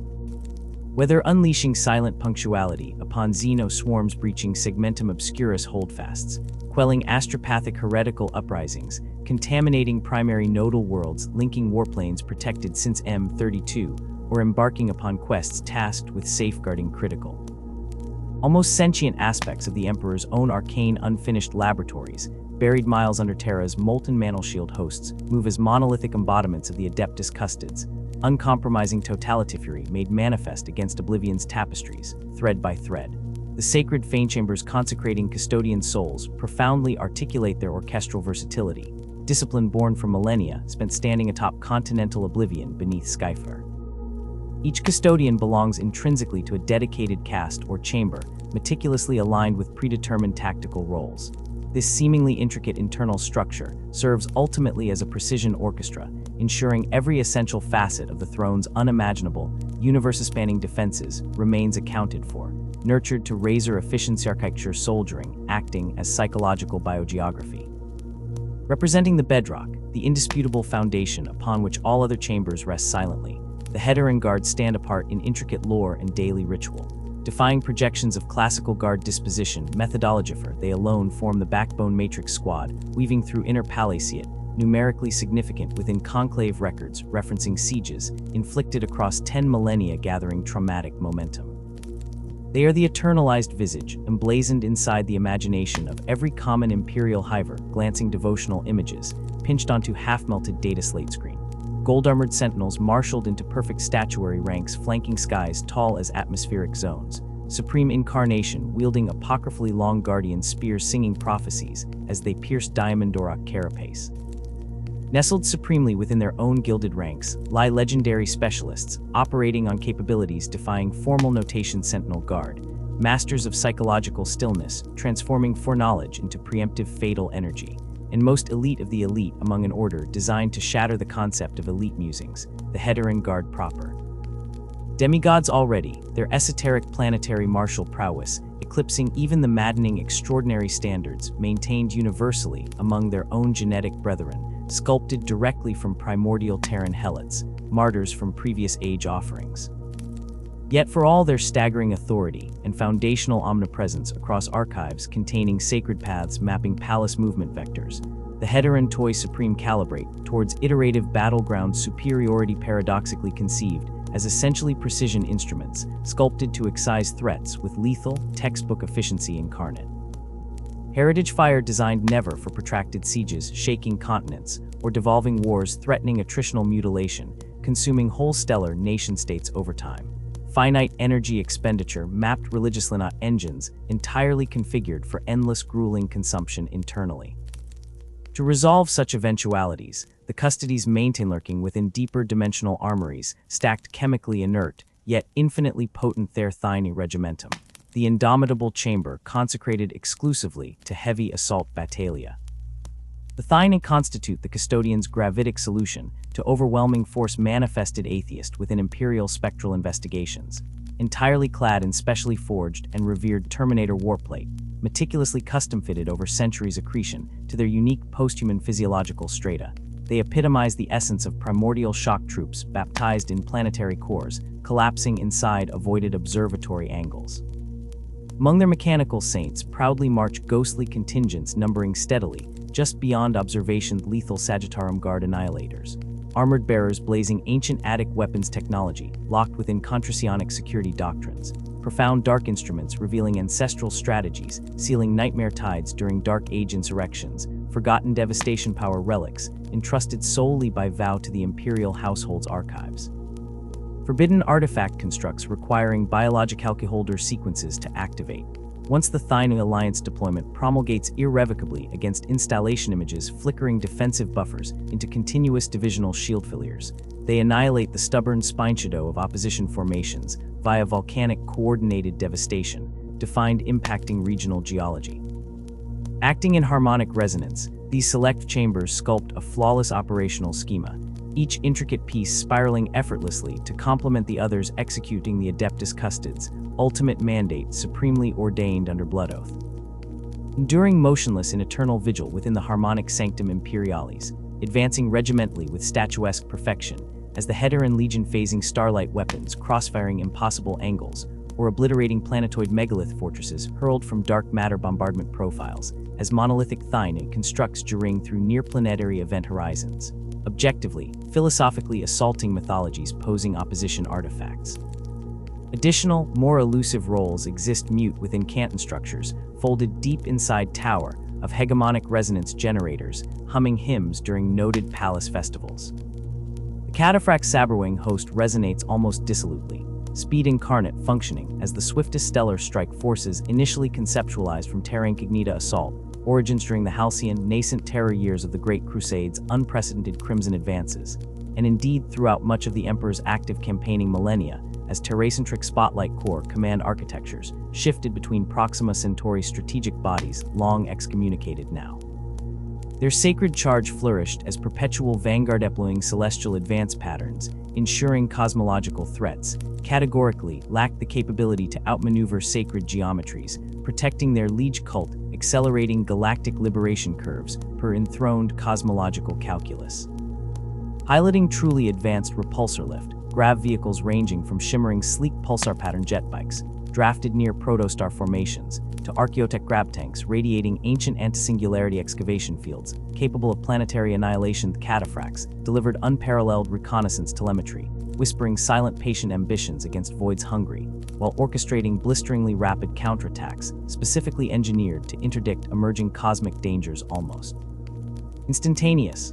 These warriors differed profoundly, brother not passively protected but initiates, designed as jeweled strategic hunters, employing their transultimate velocity to intercept and surgically annihilate nascent threats within pot embryonic articulation, manifesting formative phase spaces.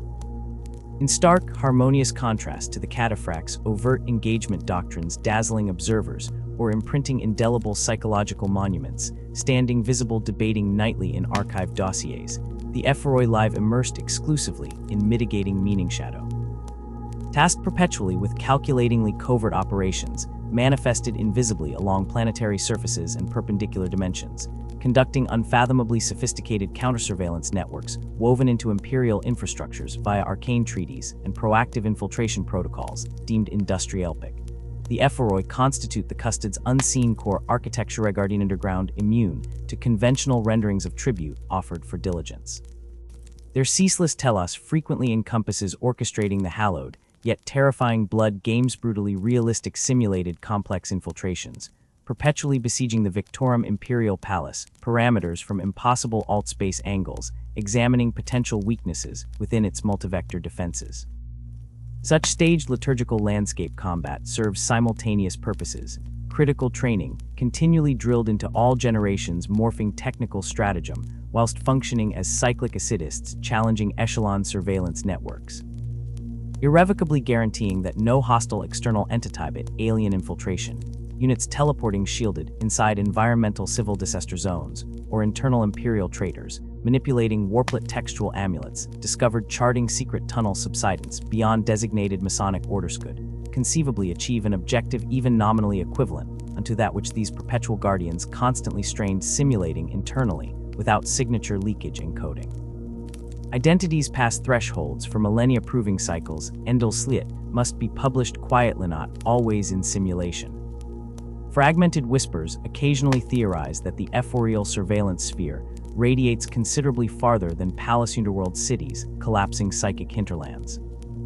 Some doctrinal scholars postulate potential overlaps merging in perpetual oscillation, terrestrial dominance, strategies with that most shadow-enshrouded organization within imperial data systems. Officio Assassinorum Legendary Executor Leginciat, whether this constitutes fundamental ideological collaboration, manifesting cooperative manus-piercing rebellions, or implies a subtle, centuries-long bicontinental rivalry, mutating into near-pathological obsession remains speculative history, circumscribed on macroscopic level, encrypting entire continents beyond dim sightlines. Ephoroi operatives demonstrate adeptitude verging upon psychological transcendence, within blending seamlessly into the political labyrinths, forever gnawing at Terra's rotting anima braincore. Cases province confirmed upon secret processes archived on deep digital catacombs describe invisible agents infiltrating noble dynastic houses, predating human sanity benchmarks, to surgically dismantle existential threats, surgically developed silently within aristocratic hierarchous entities, acting with virtual impunity, disregard for established imperial collegia administrative legislation structures. Existentially bound exclusively by commands inscribed electrochemically from the occupant he dreamed still within the golden thronework unfettered. Furthermore, touches beyond understood continuum levels, revered Moritai convergent destination, mortally manifested entities otherwise known cryptically across secret battlefield reports, recovered billions annually looted, as the honored corpses who persistently traverse outer sanctuaries while partially eternally entered states. These potent warriors, those unforgettably wounded indestructible, yet still cruelly clinging tenaciously to the ragged cusp dividing life customary, to mortal comprehension from thing darkness, beneath existing entirely between temporal moments ere carefully interred deep beneath sanctum imperialis, via ritual ignition into cybernetic life support sarcophagi, inserted perfectly within walking dreadnought fortifications, resembling slain titans, sculpted by fate's abandoned children. Immiscible comparably within ally definitions, graspable by the Adepti Mechanicus, or even cavorting ranks of ordinary Astartes chapters, whose dreadnoughts constitute armored personas more naturally encountered despite lingering taboo. The Custodes deploy these soul-anchored living siege machine extrusions, only with intensely mechanical reluctantia, mortal calculus, weighted on inhuman scales, created before mankind sought utter stellar ascendance through blood equation. Encased religiously within modified Achilles, patterned chassis lattices, said to writhe psychoscopically endless prayers to forgotten mechanism deities during combat moonfalls, engulfing biological storm geometries. All-encompassing thought pollution contained marginally through periodic penitent engine rituals, hooded in Titan shackle fields, projecting inert silence universes internally. Each entombed Moritoi stands as a towering cathedral to coordinated destruction incarnate, polymerizing nightmare-cracking sounds. Armed singularly with relic weaponry surpassing analytical matrices, prepared even contemplating the infamous contemptor dreadnoughts, mythologized across space marine funerary monuments charge. Their potential appearance upon drawn battlefields, governed by marker demons materializing from dimensional storms, occurs rarely a kind, statistical anomaly, but its literal impact upon enemies witnessing sculptures wrought auric fire dissolve reality's fragility possesses truly overwhelming. The cosmological terror inherent within Moritai precipitated theater warfare introduces variables glitching astral projection methodologies immensely. The Mori catalyzer formation remains obsessively limited in sanctioned permanent iterations by Imperial encryption key, vaults numbered consistently beneath 100 fully consecrated examples per duty epoch, synchronized internally. Even the carnage devouring height witnessed hopelessly during the planet-sundering Horus Heresy's initial apocalyptic centuries. Impeccable records consistently affirming manuscripts citing no more than 99, arriving simultaneously initial solar warfare phase, surrounding Sol Central collapse fractal under cumulative stratagems, activating vengeance subroutines onto Imperial soil, thus rendering every isolated Moritoid deployment utterly unforgettable, its effects resonating ceaselessly inside astronomic and relay archives employees scan constantly. Finally bound unto sovereign initiative bleed pathways, these honored dead singularly propagate reality spectra, constituting the foundation parameters energizing the shadows beneath colossal golden Terra's shifting landscape, finally pointing apocalyptically towards zones requiring extinguishing entire galactic pocket Dankanat, striking forces objective. A unique chamber soulbending manifested during the final dying hours prostrate beneath the Horus Heresy's soul-consuming violence fanfare echoes. Born umbilically linked to phenomenally dense retribution, imperative burning unquenchably round during survival war maneuvering history logics, as the great scouring arc consumed persecuted souls, entire foundationless systems, by annihilatory opera sanctuary, borders initially hurled without mercy into mankind's most ultimate bloodwork. Pursuing asymmetrically, the fragmented remnants of Horus Lupercals, shattering rebellion corpses, scattered beyond Fringicia's intersect galaxy, unmapped enemy quarantine sector charts, fragmented simultaneously by psychic vaporization telemetry preserved. Foundational records drafted prior towards near-total imperial homogeneity state unequivocally. These relentless empty-sculpture formations authored enduring essential functions, guarding liminal contours defining considerable reality frames throughout the Imperium's subsequent millennia, exhausted reigning eminent domain, remotely countering unpredictable horror systems, perpetually mutating oppositional conceptual vectors, attempting deviant toxin infects. Despite its genesis steeped inexorably in apocalyptic haste signaling desperate fresh configuration, squeezing command protocols impossible against Exodus Flux unwinding humanity local monolith, Icons historically interpreting predictor machinery consistently channels defense profile philosophy spectrum threats, consolidating, since Crucible Genesis events originally fractured timelines, endlessly dissected conclusion failure territory possibility, examined reserved. The Golden Sentinels stand ever vigilant, but their gaze extends beyond the shimmering walls of the Imperial Palace. When a warrior of the 10,000 finds the relentless millennia weighing upon his frame, or the diamond edge of his perfection ever so slightly dulled by the unimaginable trials demanded by his oath, he does not fade into honored oblivion. Instead, he vanishes. Relinquishing the burnished plate that marked him as a custodian guard, he cloaks himself in hooded robes of profound black, the color of deepest void. Thus begins his service as one of the eyes of the Emperor. He slips into the Imperium's colossal, shadowed sprawl and echo of the Unification's blood-drenched dawn, a stark reminder that the Emperor's watchers never truly rest, their vigilance a blade eternally in motion, poised to strike wherever his divine radiance dims. Some eyes walk alone, their sheer, shrouded presence in the gloom-choked underhives, or the cold Prometheum-slick decks of void stations, a wordless admonition to the treasonous, instilling dread simply by existing. Others weave intricate, unseen webs, becoming spy masters whose networks of eyes and ears slither into fortresses, guilds, and forgotten colonies, seeking the nascent rot that eludes even the Officio Assassinorum or the endless reams of the Administratum. And when such corruption blooms, unfurling its lethal petals towards the throne world's heart, the eyes act. Through channels known only to their ancient order, word races back to the Captain General, triggering surgical, devastating preemptive strikes that scour the infection before it can truly threaten the Sanctum Imperialis and the sacred throne itself. Among the specialized hosts within the Adeptus Custodes, two forms embody the contrasting facets of the master of mankind's indomitable will. The Aquilan shield is his protective hand, a silent assurance against death prescribed by destiny. The dread host is his clenched fist, descending in searing obliteration upon the defiant. Where the Custodian Guard as a whole redefines martial perfection with their overwhelming presence, the Aquilan shield moves with unnerving subtlety. They are the whisper of a blade left unsheathed, their every action dictated by the intricate patterns of the Emperor's foreseen design. Their sacred mandate is absolute: shield those individuals whose lives, woven into the skein of future events, are critical to Terra's survival. Deep within the Sanctum Imperialis, unseen in chambers saturated with the metallic tang of precognition, Psyker's doomscrayers and oracular seers wrestle meaning from the warp's chaotic tides. They hunt for fleeting strands of fate, cryptic twists of shadow, and half-understood portents that tie a single soul to planetary salvation. Generals destined to hold a breaking line, preachers whose fiery words ignite vital defiance, or lowly militia leaders whose strategic genius blooms only in catastrophe, all can be revealed as pivotal cogs in Terra's continued existence. To these chosen souls, regardless of rank or station, an Aquilan shield custodian is sent, manifesting without preamble or permission. His pronouncement is undeniable: you are under the protection of the Emperor. To refuse is impossible. To receive this guardianship is the highest conceivable honor, a decree of worth spoken by the Imperium's foundation itself.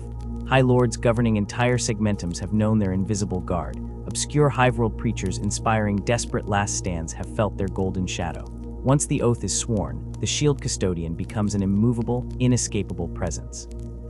He is the unseen blade that intercepts the assassin's toxin-tipped dart, the detonator sabotaged moments before detonation, the adamantium wall holding against a tide of demons to buy a critical second for escape. Yet this protection, forged in divine mandate, is cruelly finite. When the ordained moment passes, when the destinied purpose is achieved, the Guardian departs as silently and inexplicably as he arrived, leaving his charge exposed to a galaxy that resumes its casual cruelty. What follows is often brutal: a betrayal, a stray lastbolt, a slow decline. But the Aquilan shield's gaze is fixed solely upon Terra's survival. The subsequent fate of the protected is an irrelevance long since factored into the Emperor's unshakable plan. Their purpose fulfilled, their continued existence holds no divine significance. In stark, thunderous contrast to the shield's subtlety stands the dread host. Should a foe arise whose ambitions or sheer power imperil the segmentum solar or the throne world itself, different drums beat. Shield hosts assemble under the dread banner of annihilation. They are no mere detachments. They are avalanches of gold and ceramite, numbering in the hundreds, following ancient rites forgotten by all else. Their conveyance is the stark, pre-heresy might of the Moiraids, a trinity of warships whose silhouettes against a besieged world spread hopeless terror. The dread host represents a breathtaking concentration of preternatural fury, deployed only when the Emperor demands absolute, uncompromising eradication. Their methodology is chillingly direct: supreme annihilation. No parley is offered, no surrender entertained, no quarter granted. War is waged as total, terminal excision. Pinpointing the heart of the malignancy, the dread host descends like the hammer of cosmological judgment, descending through atmospheric firestorms aboard networks of gravcouriers and thundering landers. Dozens of Alaris custodians, terminators clad in Baroque adamantium, spearhead the assault guardians bearing the destructive might of singular starship batteries became embodied wrath. Behind them surges the full, inseparable entity of the host.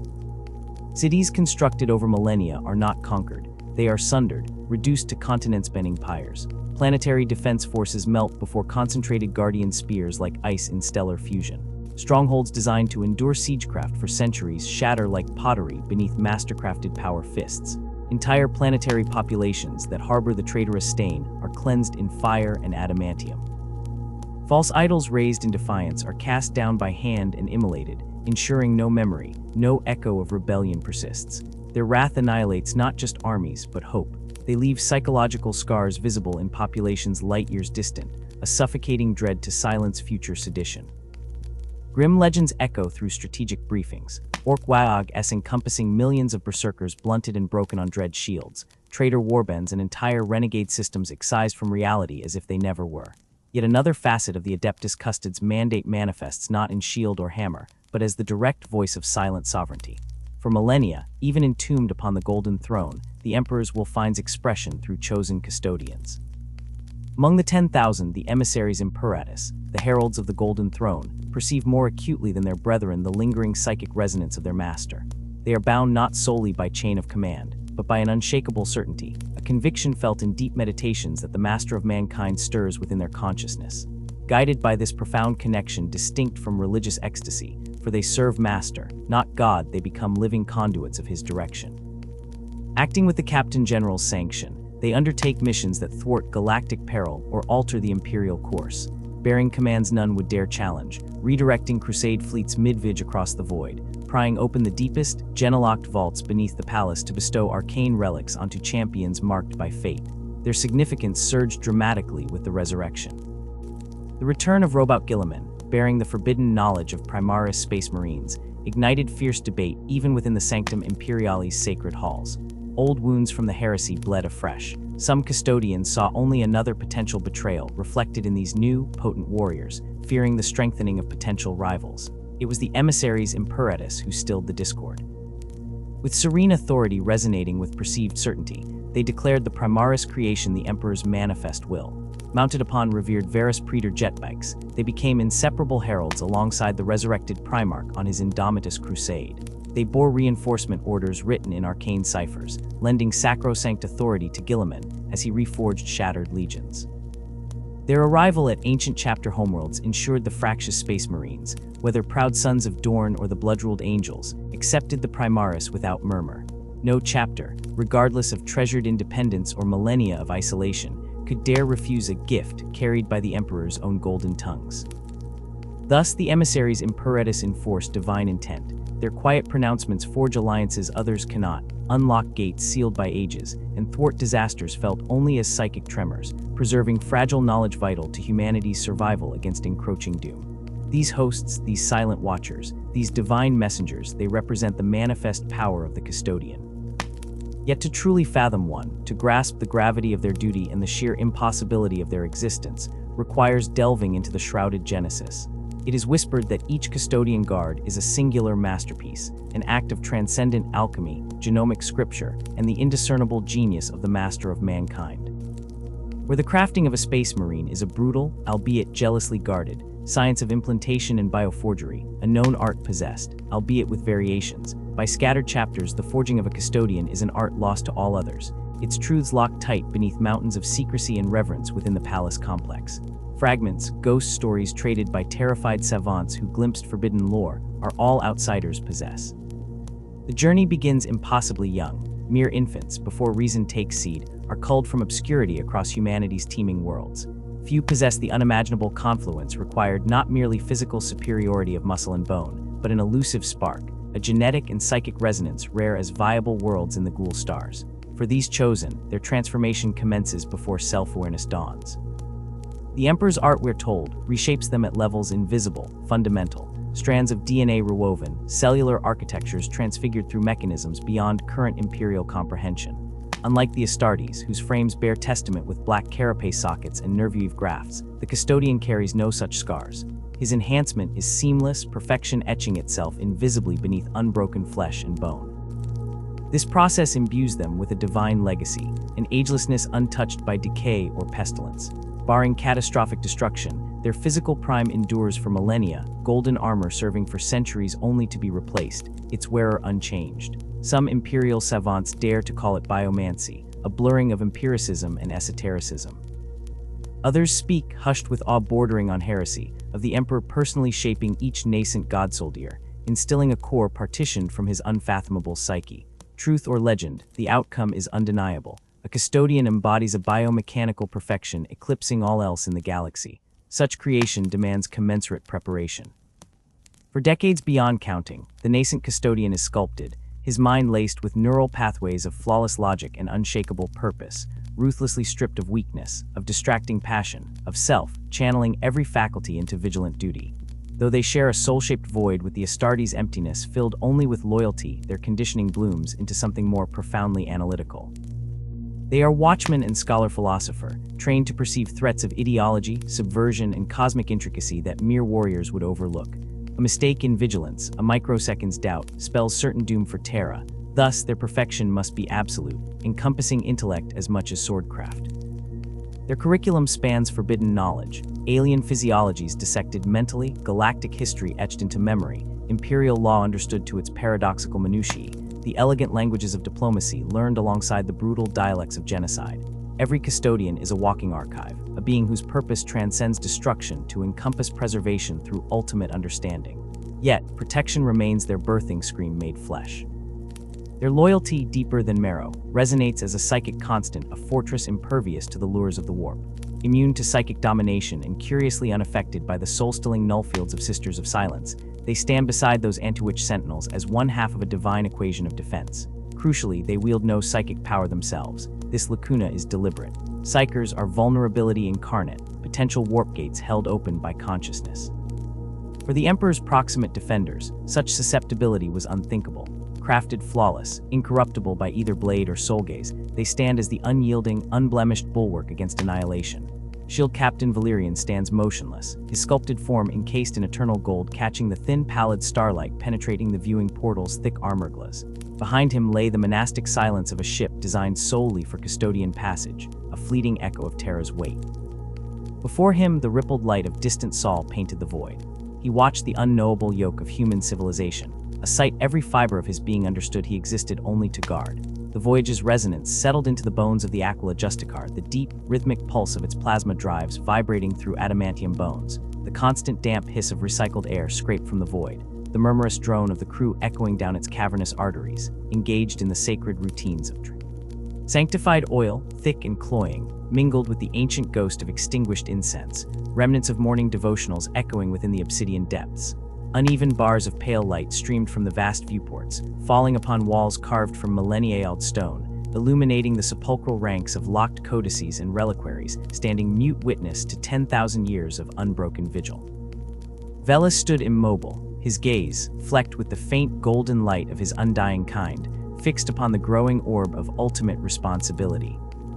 Each rotation drew Terra deeper into focus, the vast, sickly atmospheric storm swirling in chaotic majesty across its poisoned face, the intermittent, sputtering flashes of its orbital defenses corrupted power flickering against the void, and finally, breathtakingly, the terrifying splendor of the Imperial Palace itself, its impossible spires clawing towards the orbit. Familiarity bred no contempt here, only a profound stirring deep within his core, an ageless chord vibrating in resonance with the cradle of mankind.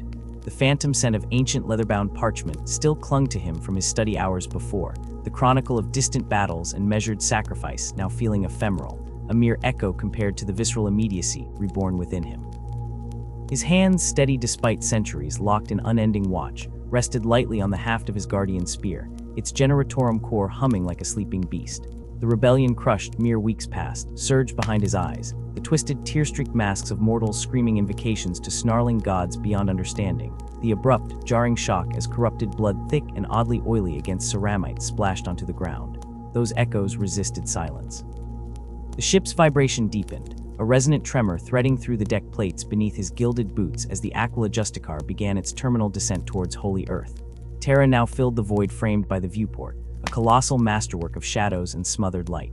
The summons, transmitted directly from the Captain General, carried the Emperor's own absolute imperative, and Veles felt its crushing, specific weight settle upon him. Soon he would stand again within the Sanctum Imperialis itself, a silent, eternally vigilant sentinel amongst his brothers, the Companions.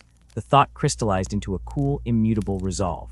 This convergence was ordained. This was the core of his being. A single, sharp chime cracked the chamber's stillness, signaling transition through Terra's high orbital veils. It was an acceleration of inevitability, the final nautical mile chime.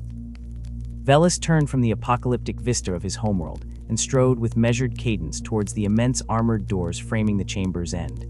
His footsteps echoed faintly on the ancient stone, impossibly firm echoes, as if the ship acknowledged the singular gravity of his cargo, the return of a guardian's soul.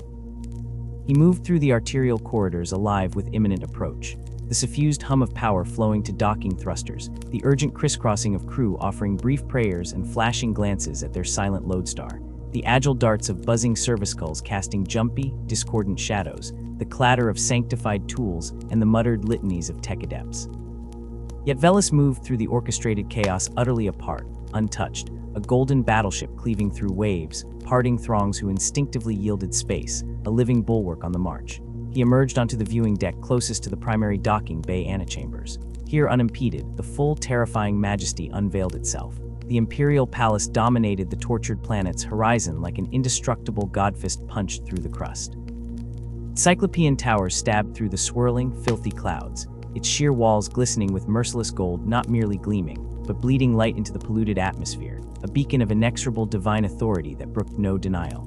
Even from orbital height, Velis' enhanced eyesight traced the serpentine coils of battlements, the recognizable indomitable gate maws, the fortress palace rising Honorscard and implacable, a fortress within the fortress of the throne world itself.